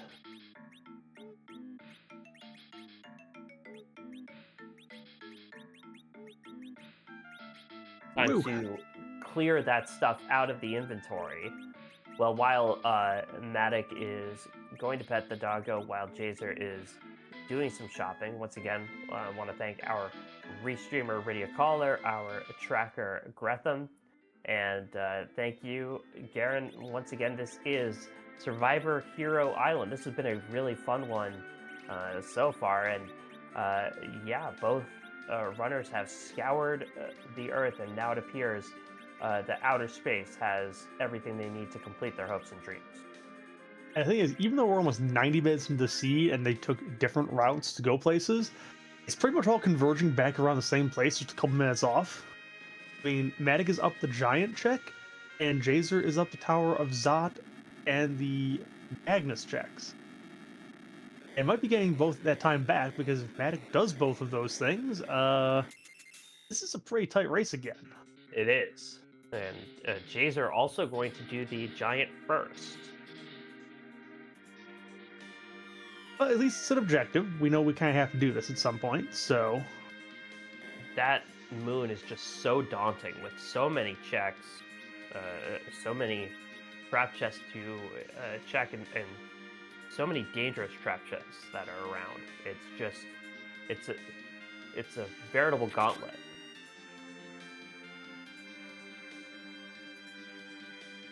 So the meta play in a future patch would be maybe a gauntlet in a gauntlet.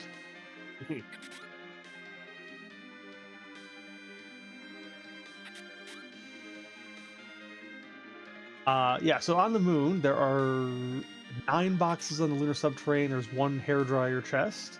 Yes. Do not use over water. And then there are the 5 altars in Cave Value.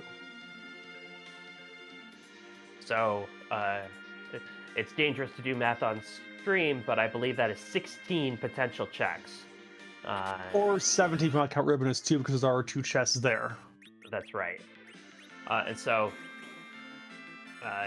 the other potential places where a key item could be located are behind that tower key, at Yang, behind Sheila 2, and in Demas.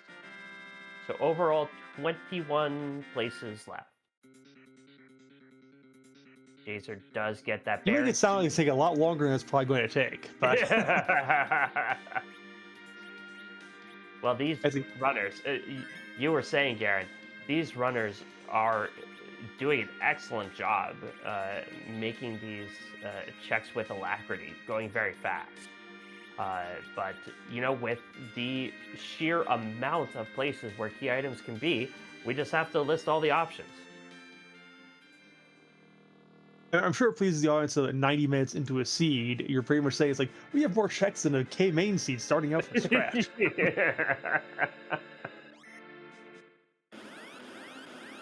Well, that's why this club is so much fun, is because it has evolved, right, to this place. That is true. When it first started out, it started out with only the main and the moon checks, which are much, much faster to get through than adding summon spots, and then your boxes to it. But somebody who will remain nameless decided to put those boxes on. Although somebody else also left it as a choice for the runners, trusted them to be responsible individuals, and then they chose violence. And now Matic will experience his own rendition of the harp song. Do you know where that harp song was from, by the way, Garen?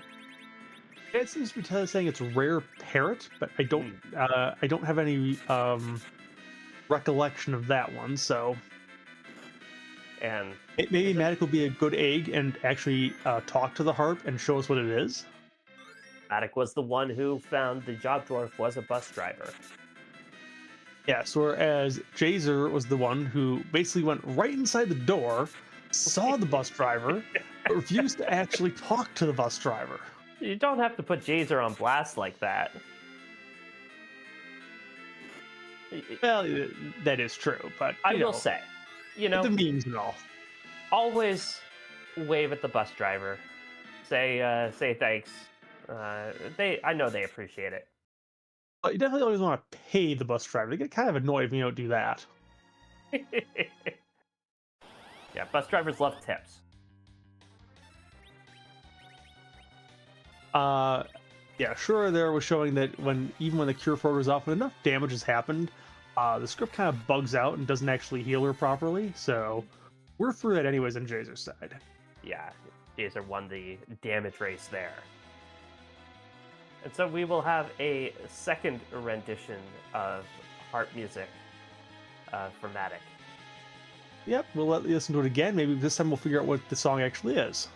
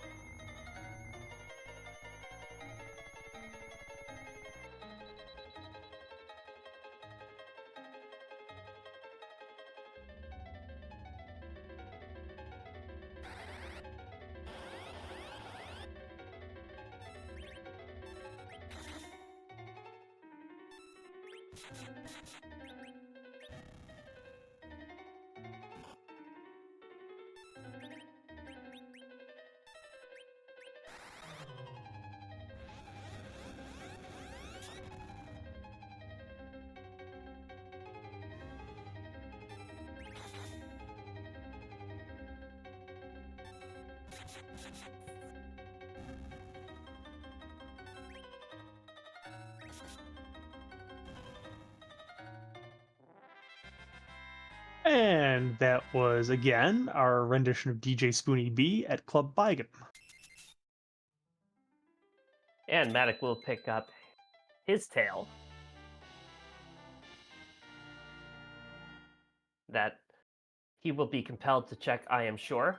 So we, much like the question of how many licks it takes to get to the Tootsie Roll center of a Tootsie Pop, the world may never know what that song was. I'm sure somebody will be able to go back through and identify what that was. If I have to go back and dig it up myself and put it in the chat somewhere. But we are reliably told it is from Rare Parrot. And meanwhile, Jazer dealing with the turtle in the second spot here. Kainatsu cowering inside his shell does not save him. And Jazer will get through and complete their third objective. And unlike Matic, Jazer actually did get the bonus experience in this, so 300,000 for that turtle as opposed to the 150 for Matic. A crystal gauntlet for Matic. He will turn in the pink tail while he's there, get his moon veil, and get his third objective. So, 99 minutes into the seed, pretty much both of our runners are right smack dab where they were to start the seed, all square. Yeah. and both of them realizing that they need to go to space today.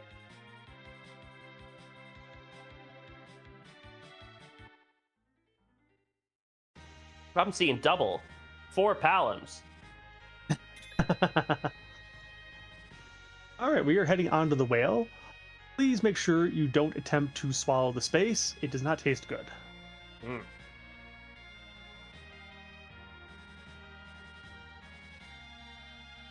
Jazer wants to stop by Mysidia first, or maybe do some aircraft juggling. What is left for Jazer here on the blue planet? I think Acer's gotten through everything. It's just a case maybe he needs some stuff. You got Sork robes here in the air dryer cave.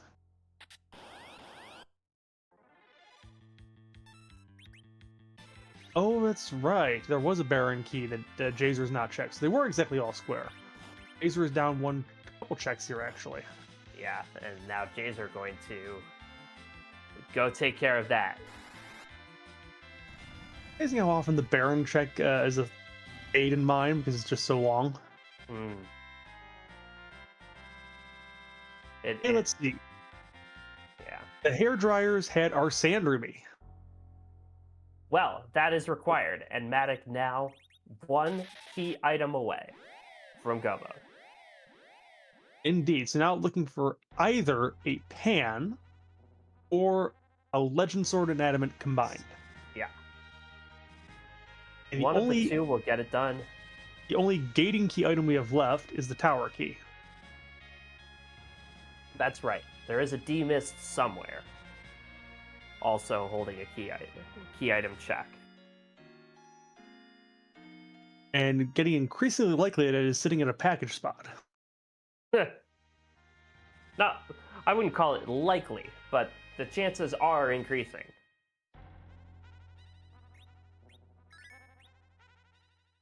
Well, we're going to check out cave value first. There's always value in Cave Bahamut. That is where the old meme comes from. We will see if it's true. No trap chests on the way down here. You get to see who the boss is before fighting it if you want to.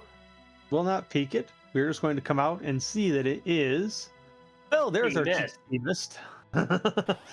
Well, this is good and bad news. It's good news in the sense that demist only takes 3 punches per round.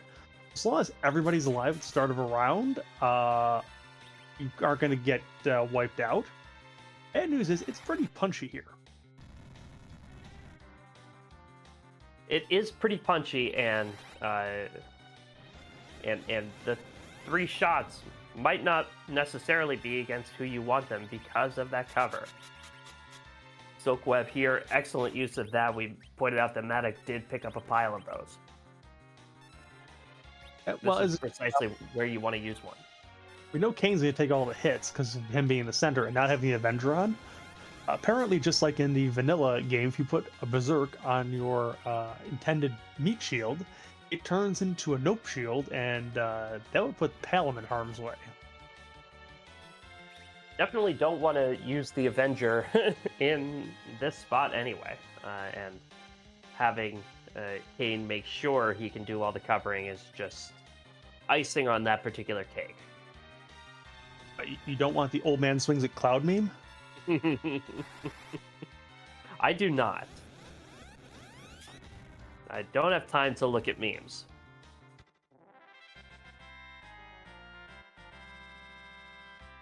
Matic is through. You may have time to look at them anyways. Made that look simple. Just Arty arrows. Go with an Arty bow that you're not going to use because not on Palom, not on Fu, not at this stage of the game. So the demist itself in a really awkward location because you're not gonna go back to the blue planet to check it. Or maybe you are. You. Ew. So Matic says, okay, this this check is calling to me. What's going to feel really bad is it turns out to be either the Adamant or the Legend Sword because, yes, your intuition was right, but you can't actually complete the objective yet. And Matic going to park the whale on the other side now. Does have the package. Can get that objective done while he's here.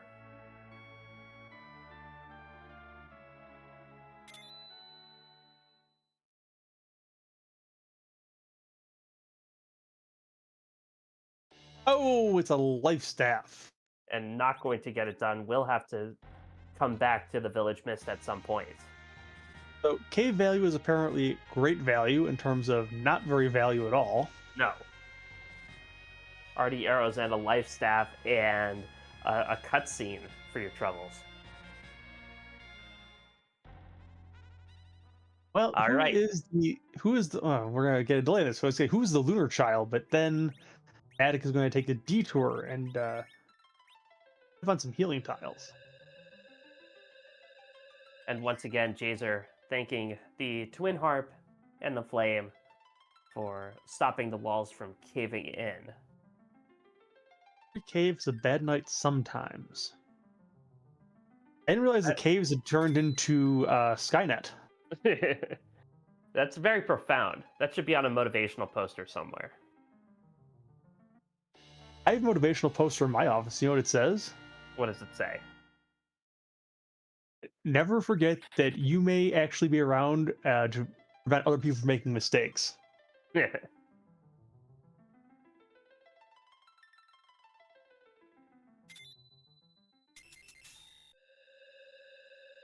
It doesn't say, don't forget, you're here forever. No, it doesn't say that.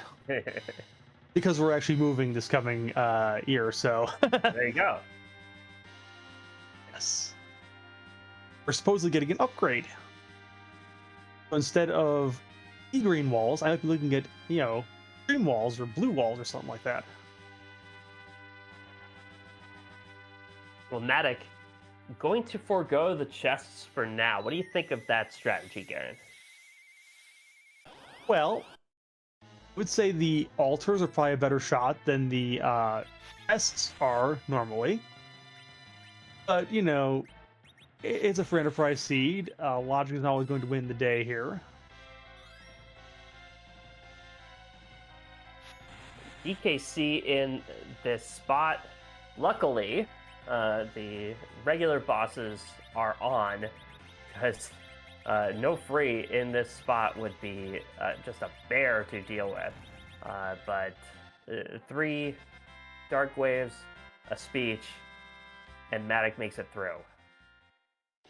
It's a ninja shirt for the trouble.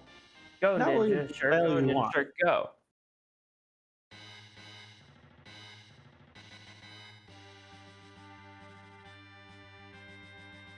And so we'll continue the tour here. I don't think scaring the new owners is probably the best play from my perspective there.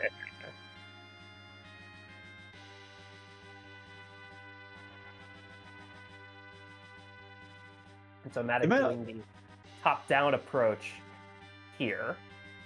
We'll see if Matic wants to make a stop at the Crystal Sword altar, or if he's going to go straight to the Ribbon Room.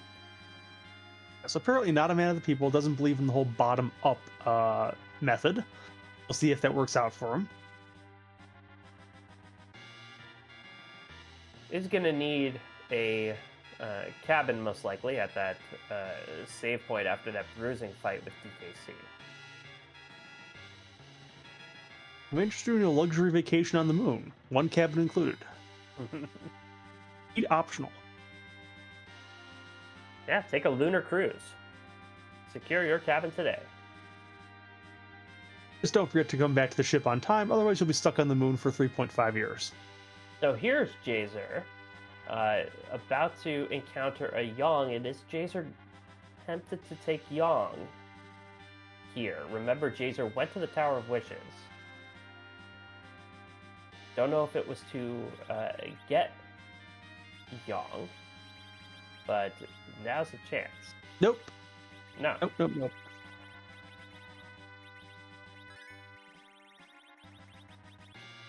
So the second thought has been considered and said nope. Yep, and Matic does get that cabin.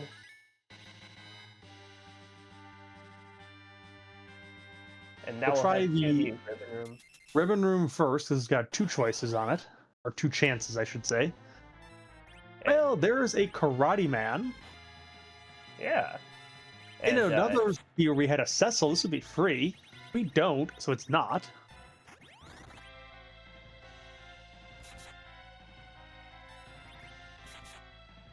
so Karate Man, another uh, boss that Cecil would be nice to have, but not should not be too difficult.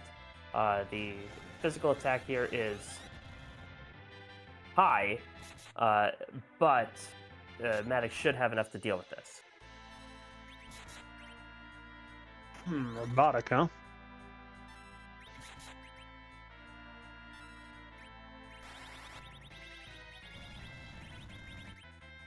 And that Quake comes out, puts up some big numbers. This nuke might take care of it. Nope. There we go. Dart in the face. Ellen finally knows nuke. Took him long enough. Yeah, and Meteo. Excalibur there's- Tower Key. Ooh. I don't think he scummed that one. No, but Matic has surprised us before. This might be something that, this might be something that he feels like he has to chase. And meanwhile, Jazer went straight down here, doing bottom up.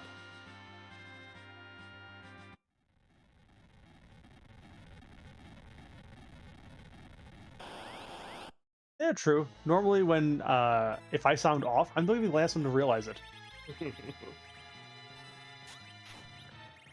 Ant Lion, in his customary spot on the moon. How you doing, old friend? I also wish I would seen this at the Crystal Sword Altar, because it would have hit a whole lot harder than it hits here. Yeah, this is, I think the weakest spot physically of any boss spot on the moon. Is that right? I think that's right. That's why I'm a little bit salty over Crystal Sword Altars one time, huh? Yeah, too bad we've already seen Odin, because Odin at the Crystal Sword Altar is probably the funniest thing to me. Just It's certainly a DPS race, that is for sure. Well, no, at Odin at the Crystal Sword Altar, the Odin attack, the Setsuken, is pathetic. He raises a sword, he's thinking, uh-oh, this is the end. And then he does 400 damage to everybody. That's an adamant. Oh, that's half of an objective. The Matic is up to 6.5. And just needs either the Pan or the Legend Sword. Is it in a trap Where chest? are they? Is it behind the tower key?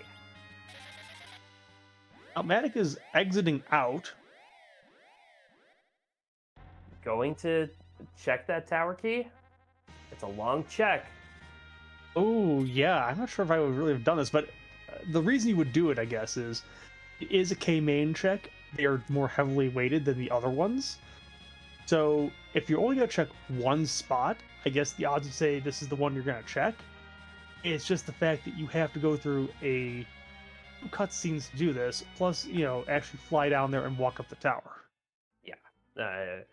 A couple of vehicles, it is a trade-off. You never know, and you only need one key item. So, this is a risk that could pay off, but it might not. I know that's very profound. It sounds like something out of the statistics class, Lies, darn lies, and statistics. And so, Jazer gets a chance to play with some dolls here at the Ogopogo spot. It's one of the nicer things you see on this moon. It's not rude at all. Yeah. Big doll here would not be fun, but Jazer not likely to let it get to that point. Double Quake should take these out. Yeah. Earthquake 1 takes out 4. Earthquake 2 cleans up. We have a Dark Elf in the cannon room. Annoying.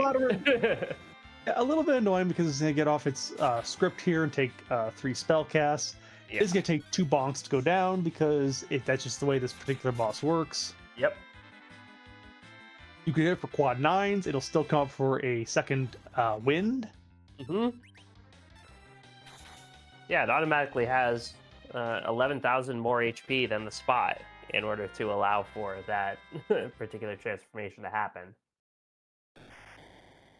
And now, Matic doesn't even know until he walks out of the tower if the tower key will pay off.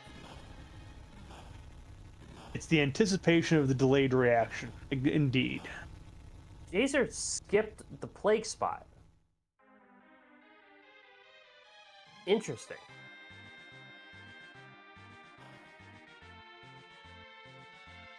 Also skips the save spot.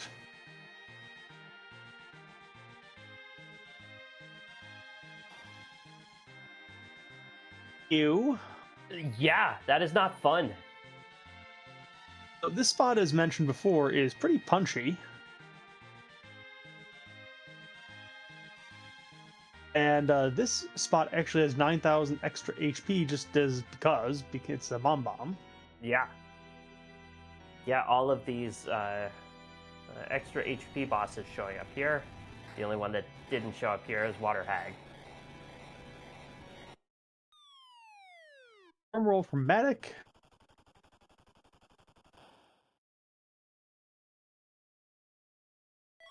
No! It's the wrong sword. No! And so, the agony of the walk, and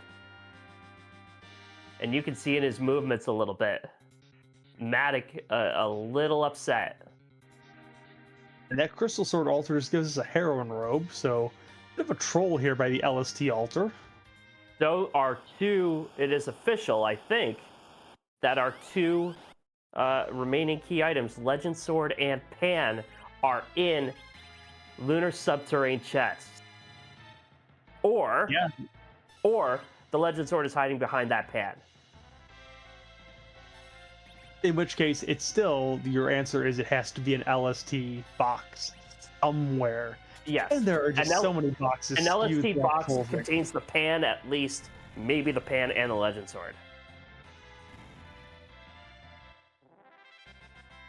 Now here's the question. Where do you hunt for your chests? Because there's a couple out of the way chests in this thing. Now, Chase doesn't notice that. He hasn't gotten through all of the boss encounters. He's going to find out the bad news once this DKC at Mura is down. I don't... And Jazer hasn't checked out the antline at the plague spot yet.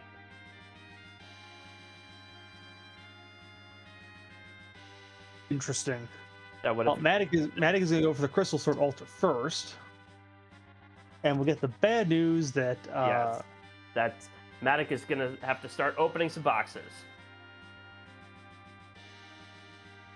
It is always fun when the LST boxes are required. Now we just have to take bets on which box is it. Is it a Bimmy and Bimmy? Is it a Bimmy and Jimmy? Is it a Warlock Carry? Is it a Behemoth? Is it the Fossil?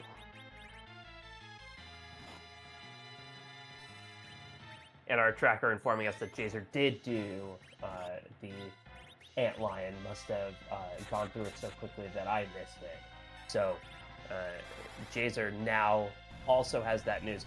Although Jazer has not done the hairdryer chest, has not yet done Cave Value. Yeah, so a few checks behind, but I mean, at this point, given that we know that it's going to be a one of these lovely chests, yeah. If you find your chest first and your opponent finds it, let's say second last, well, that's going to make a lot of time up. So what is your approach, Garrett, for checking all of these LST chests? I'm sure you have a preferred strategy. if I know I need or the boxes are in play, I'm probably gonna open some on the way down, just at least the ones that are close on the path, because you never know. I mean, yes, if they're not required, it's faster to skip them, but if they are, you're blocking this whole thing twice. Yeah. Well, Matic is now opening them up, and there's virtually nothing in any of these that could be of use. The max tier is 6, so it's not even like you're gonna find a moon veil or something in one of these chests. Nope. And now it's just a case of where are the boxes we need. Oh, we found the first one. This is a Warlock carry chest. Hourglass 2 comes out. We'll deal with them quite nicely after their feud effects go off. And this would be a good place for a stone spell.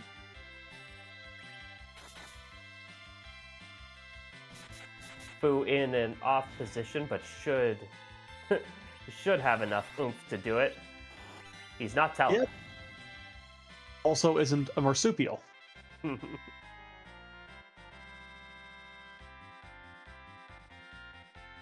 It is arty arrow, so womp womp, that is not the box.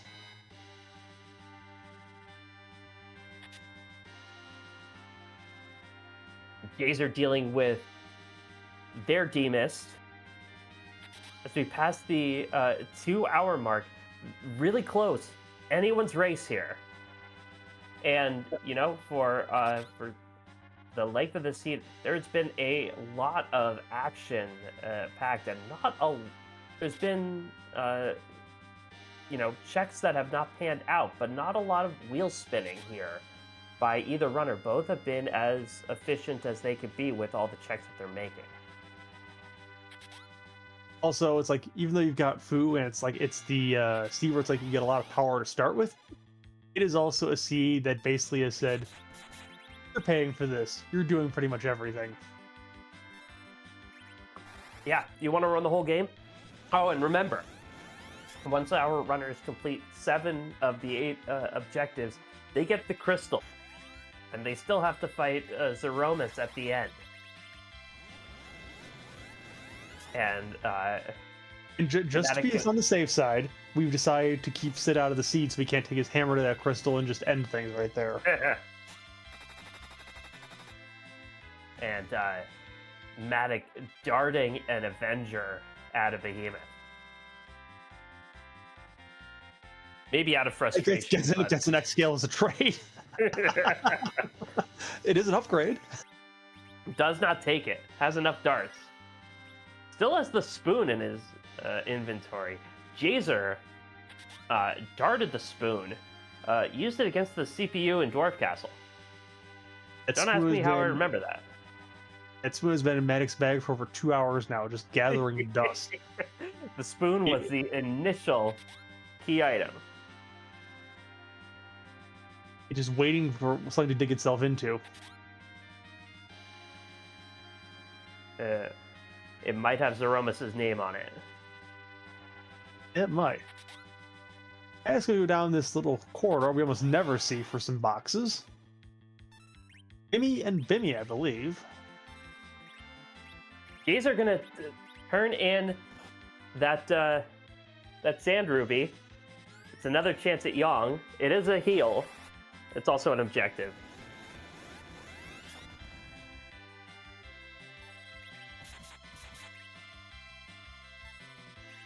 Are you sure? Are you sure you don't want Yang? Now, unfortunately for Jazer, as it turns out, he's going to find out that he has to go back to the moon at this point. So even though he's getting some checks done now, it is going to end with him going back to the moon again. It will.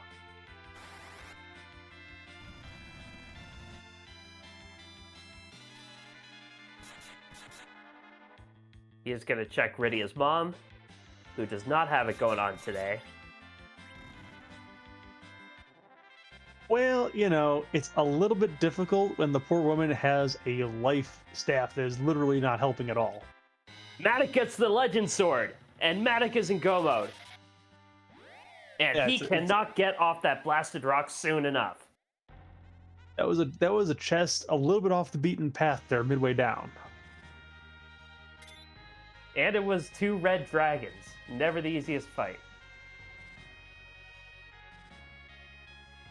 But Oh, you know, he gets it, there and was he there is was that hightailing dragoon it out spear there. for Kane if he decided to use it, but maybe it was just not something you think about 2 hours plus into a seed. Right.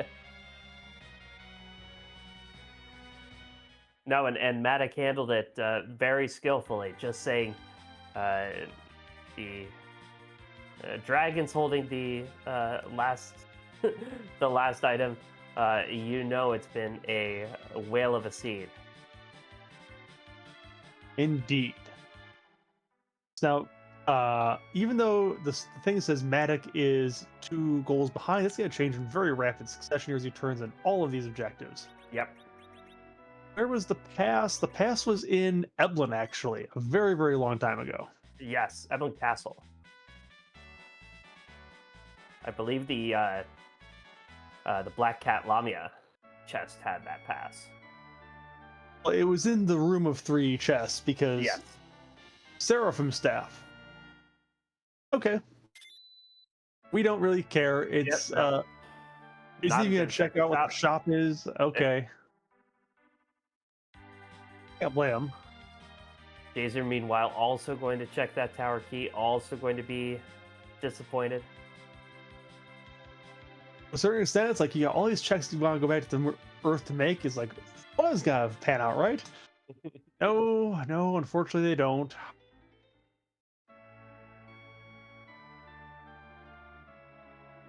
Ooh, and Kaipo citizens being annoying. Okay, it's not really specific to Kaipo citizens. That's NPCs everywhere. They're a little bit mindless. They just wander aimlessly. But the town design of Kaipo seems designed to make sure that their aimless wandering takes them into your path. I would say the Feymarch was worse for this. Very much so. Of course, it was designed by monsters, so what do you expect?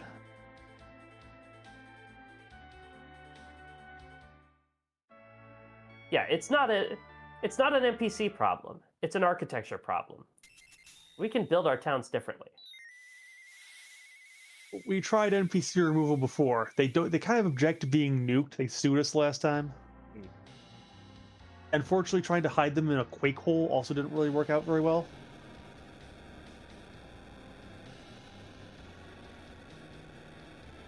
I believe that was a crystal that was coming to destroy Village Mist. But it was trying to land in our inventory and apparently got a little bit held up on the way because we haven't seen Sheila yet.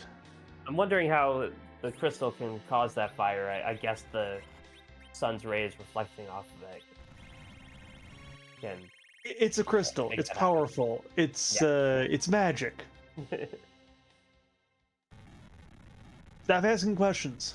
Matic has the pass in hand, is ready to go have a good time. Once Matic turns in that pass, we'll be ready to face Zeromus.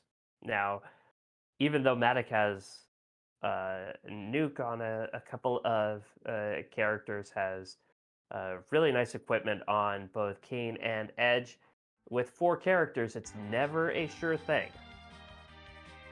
Meanwhile, I'm curious. Since you bring up Sheep Launcher, why exactly do you consider big bangs to the face a good time?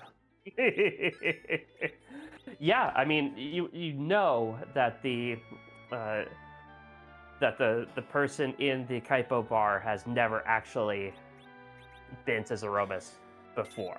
You know, it's it's always the people who don't have to fight that are the most eager to start the fight. Well, there is a crystal. We are at 16 out of 17, but that pan will remain hidden unless Jazer happens to run across it for us. Yep, and now it is official that that pan is up on a chest somewhere. Does not lead to anything else specifically. Yes. Although when I ran this particular seed, I was the reverse. I found the pan, did not find the adamant or the legend sword, as it turned out. Oh,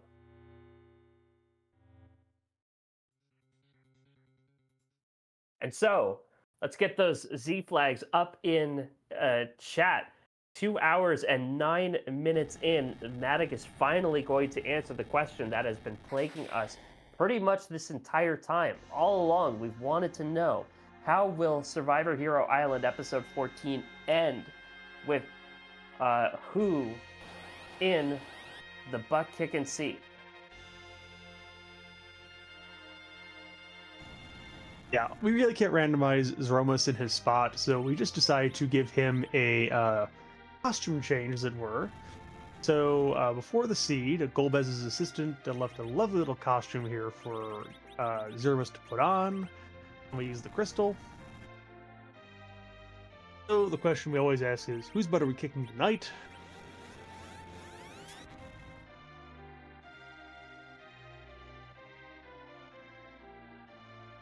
Your true colors shining through. Ah, ghost. Well, those true colors are shining right through, as it turns out. Yeah. This is a Boomus. It is a Boomus.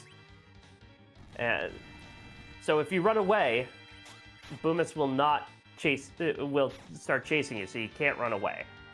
But if you're staring right at it, Boomus will just stay right there. Ever hear of this 90s television show called Boomus and Butthead?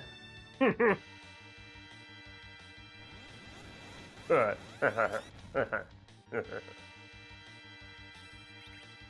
answers that question. Counter nuke there. This Big Bang should be nerfed. Yep, that's nice and nerfed. We'll have Edge throw all the things. Yes. Anything that is not nailed down. Do you want my hammer? You never know. After this lack the seed, Matic might want to take me and chuck me at this thing. You got a kitchen sink? I think Edge will be happy to throw that too.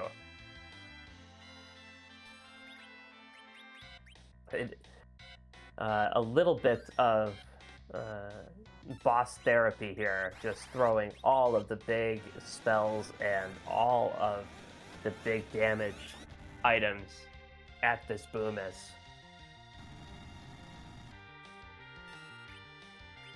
Well, the Boomus does a shake. Might not even make it to another Big Bang.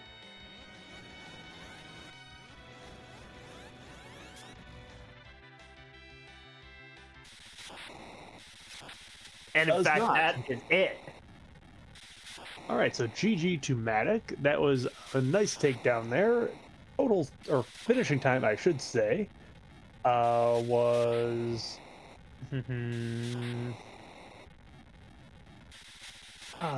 going back through the list here, 2 hours, 12 minutes, 34 seconds. So GG to Matic. It was a very nice time for what was a very long slog of a seed, especially if you didn't God route it, which most of us who ran that race did not God route it, that's for sure. Yeah. Yeah, and Matic was led into a lot of rabbit holes, explored pretty much every nook and cranny of this seed, and 2:12:34, really respectable time for Matic. GG's, capping it off with a very nicely done Z fight that made it look easy. Yeah, and the nice thing about having Fu as an anchor to get into one of these long slogs of a seed is, doesn't matter how much experience you gain, because Fu is never getting any faster. What's going to happen is your party gets more HP, they all get faster, they can take more turns relative to Fu, it's all a good time. Now, if this was an Edge Hero seed, it would have been a little bit different, because in that case, Fu and Pal would just be twiddling their thumbs all day waiting for the player to come around them again, because Edge is so fast.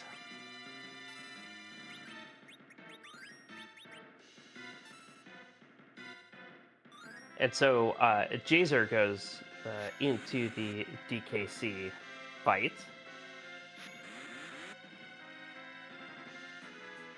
But yeah, that was a seed that had just about everything. Um, there weren't too many brick walls of bosses, as it turned out. There was enough uh, gear early on and enough kind bosses early on to really give our runners a foothold into it. So even though there was just a high volume of things in this seed, it never felt like our runners were stuck at any time.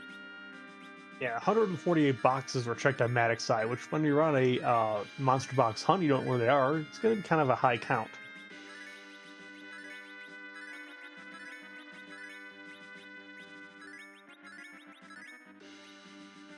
And so keep an eye out on Maddox's side for where that pan is, if you can recognize the particular chest that it will turn up in. Mm-hmm.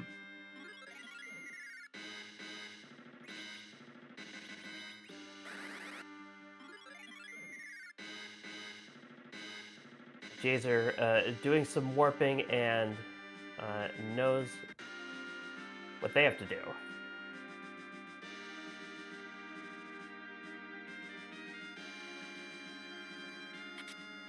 Yep.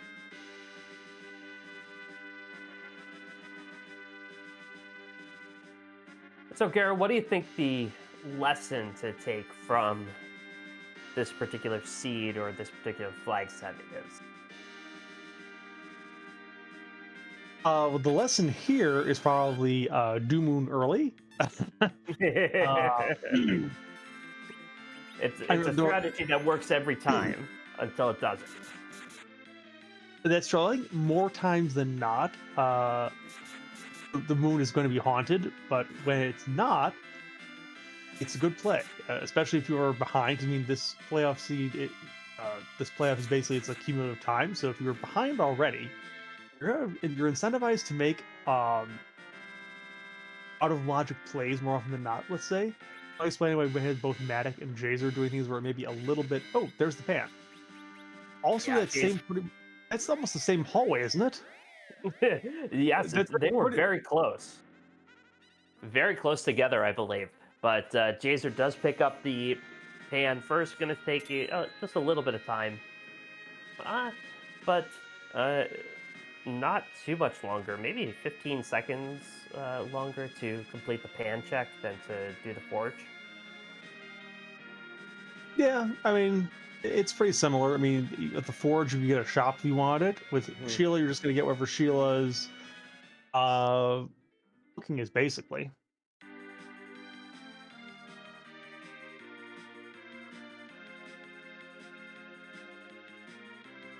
And so Jazer will be elated to be able to get their crystal and get to work on their Z fight. Will probably have a very similar strategy.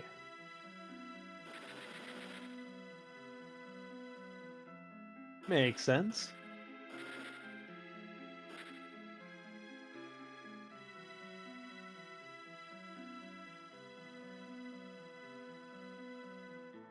And we'll see what Yang gives us here.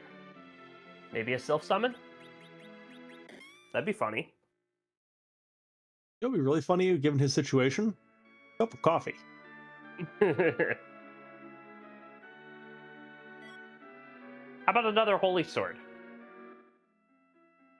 Yeah, that's pretty much par for the course. All the holy swords in this seed. Mm-hmm. And tons of angry sticks, even though we only have one wielder of them. Well, all the better to make Boomis a pincushion. Does it really work as a pincushion or even a whoopee cushion when it basically is kind of a ghost? Well, I think the swords can kind of stick out of it. At least it hurts when you throw stuff at it. It's always a question. It's like, why just let it go right through it? Yeah, and how can Mario jump on its head anyway?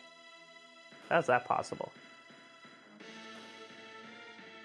There's a lot I don't understand about physics, I think, or metaphysics. This is actually just virtual physics. Make it up as we go. The physics is different in every game. And Jason Light returns staff. the plant to Young's wife and now only needs to unlock that pass door to get their crystal, to get their date with Zeromus.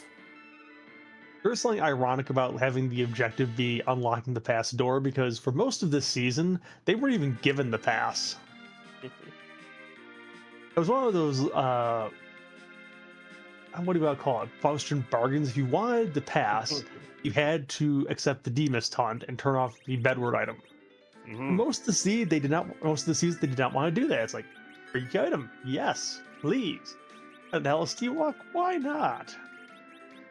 But then again, as I mentioned earlier about runners and responsibility and not doing things of this sort, yeah, that works for a while, but eventually they're going to do the thing and they're going to pick the pain, and well, here we are.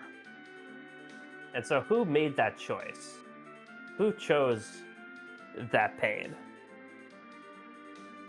It's in the archives somewhere, but I don't have it immediately to hand which racer was responsible for that particular thing. I'm sure the other members of the club remember who was the person who did that. Yeah, it's no skin off. It's no skin off your nose, right? You're True. Although there are some secret votes that go on. So, for example, occasionally it's like I don't reveal who is actually voting for all of these things, like which wacky we're gonna do or anything like that. By the way, the wacky that was in play here, which gave them the bodyguard thing, is it was called the Lucy wacky this time around. Do I call it Lucy? Why?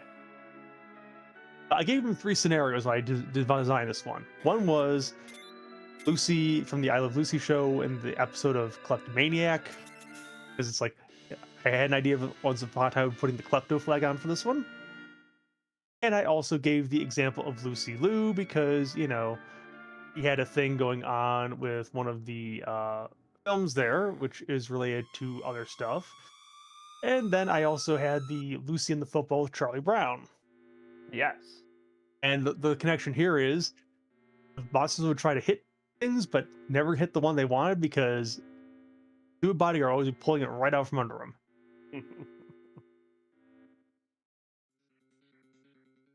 Let's see. Jazer has their date with Zeromus all lined up. Zeromus is the hatred, and so Jazer must stop them. We've tried a fire extinguisher.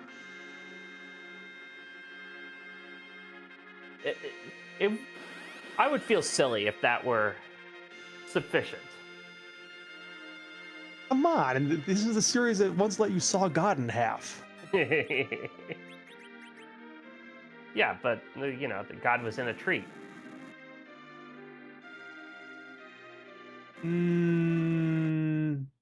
Are we thinking about the same game? Probably not. Yeah, I was referring to Final Fantasy Legend there. I'm not sure which one you were referring to. I was referring to Final Fantasy V. Yes, slightly different. Slightly different. Jazer's decided to redo this with agility of 30 on Fu instead of 20. Yep, that will make this go a little bit more smoothly. Yeah, personally, I don't mind 20 agility on Fu because I'm kind of used to running it with him, but I can understand that you might want it to be closer to an ideal number. In Zeromus' case, the ideal numbers are basically multiples of 14 most of the way. So 14, 28, those are good numbers. Numbers right below them are kind of considered bad numbers. So 27 agility is probably the worst agility to take Xeon in this entire game.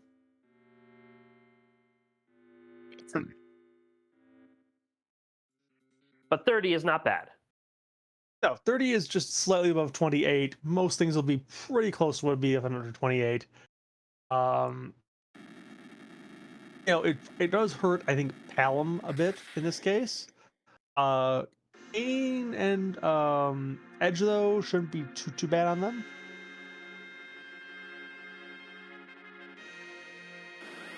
All right, once more onto the breach. Jazer will get to see Zeromus shake, feel a bit more comfortable, has a couple silk webs as well. So Jazer should have everything they need in order to make Zeromus say boo. Yeah, we've got a lot of HP on everybody because of all of the things we had to do in the seed. So even Fu is at 2172. It's like you got Palom at 2692. It's like you've had some experiences. So yeah, the only boss we didn't see in this seed was the package boss. Neither runner checked that. So now I'm thinking of who that could have been. Someone in chat will tell us who we didn't see. Yeah. The two bosses, uh, two bosses it could have been because there's always one boss left out of the pool.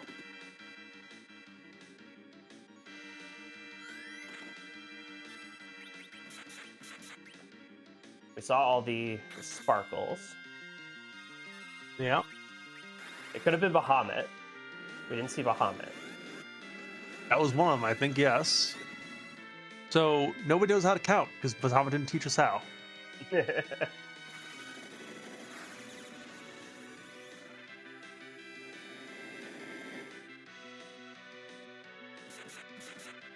Our restreamer is playing God mode down there on the restreamer here. Yep, just teasing. Ah, the full leg. Disappointing. Oh, that's right. We did see a quarter leg.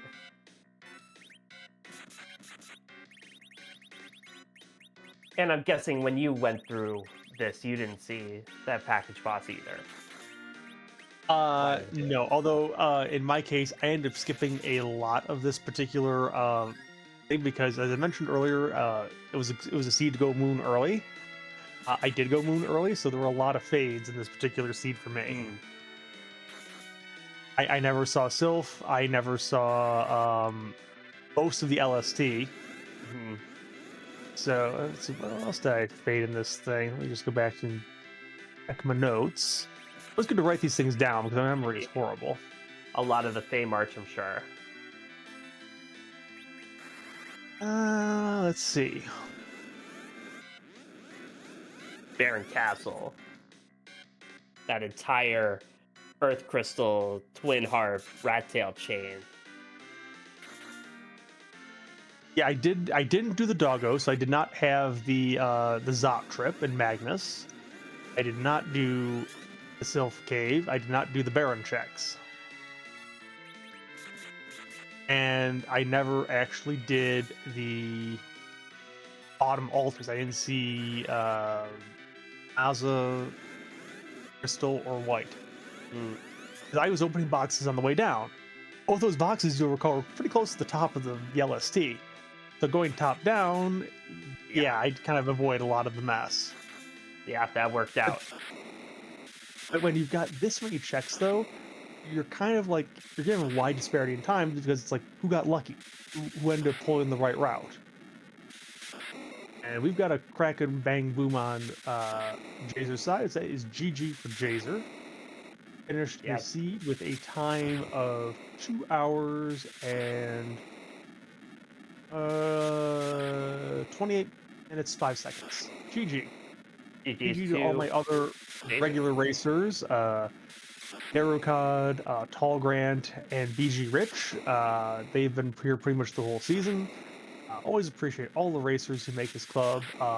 Something beyond me just simply talking to myself and making a general fool of myself doing it. Although, if you enjoy it, I appreciate you all doing so. That wraps it up pretty much for this episode of Survivor Hero Island. We do have more going on. If you care to take a dip at these seeds, they are the harder ones that we've got going on. Right now, we've got the Edge seed up, I believe. And They picked the Pokemon wacky this time, Sheep Launcher. What do you think that is? Huh. uh, that you got to catch them all, right? You do. What is that? What do you think that means? Are you opening even more boxes? No. If you got to catch them all, what are you probably doing in order to catch? Darting. It is the World Championship of Darts this week. Yes. So it is ironic that on Edge Seed we have the World Championship of Darts. Everybody is Edge. So yeah, That'll be fun. and the quest package that they picked up for that one. Let's see. What did they go with? That was Free at Last. No, it wasn't Free at Last. It's I'm Free, I'm Free. That's what it is. I changed that title for reasons. What do you think that's all about? Oh, it's do you have to liberate the castles? Uh, No, liberate not Baron? quite. No. No. It is. When I originally designed this idea, there was still the chance that Dino Free was going to be put on. So it was meant to be an ironic twist of you get all the free bosses as objectives of the hunt, and none of them are free. But since they have turned that on, it's basically a hunt of the free bosses. Well, there you go. So, the hunt will be on for the Baron guards, for the Kaipo guards, for Dark Imps. Is Yes, DKC all considered free? he is the only one of the free ones I did not put in there was King and Queen because that's just way too obvious and not fun. Right. Uh, a Karate is in the pool as the quote unquote free one, but there's no Cecil, so that one ain't free. No, no, it will not be. But even Water Hag will be there. Yes, might not be free though. It's in a very fast and punchy spot. And you only have two people, maybe. But that is for another time altogether. So once again, on behalf of what do you call her, our restreamer and Gretham, our tracker, and you, Sheep Launcher, doing the comments with me here. We were also on the original VOD review of what actually no, that it wasn't a VOD review. It was a live Survivor. It's the very first one we ever Mm. did. I always remember that one fondly. I'm sure everyone will who was part of that whole nonsense because yeah, I made a fool of myself on that one. You never forget your first live tribal. Well, thank you, Garen, for running this club, and this is always a fun showcase to see. And we hope you have enjoyed your time with us. We were certainly glad to have you with us here on Survivor Hero Island. Yep, and so thanks again to Matic and Jazer for volunteering their VODs for review. Hopefully we see you again later on. We've got at least one more VOD review coming up, I think, in 2 weeks, which should be for the finale of the playoff. Let's see. As far as Free Enterprise is concerned, we're going to be signing off for the night because it's getting kind of late. But we have more Free Enterprise coming up for you this week. We have the Lunar Racing Club tomorrow night at 8 p.m. Eastern. So that's always a fun time. Feel free to come and join us again for that here on the same channel, Free Enterprise. We'll see you then. Again, on behalf of everybody here on the Restream team, thanks for joining us and have a great night. So long.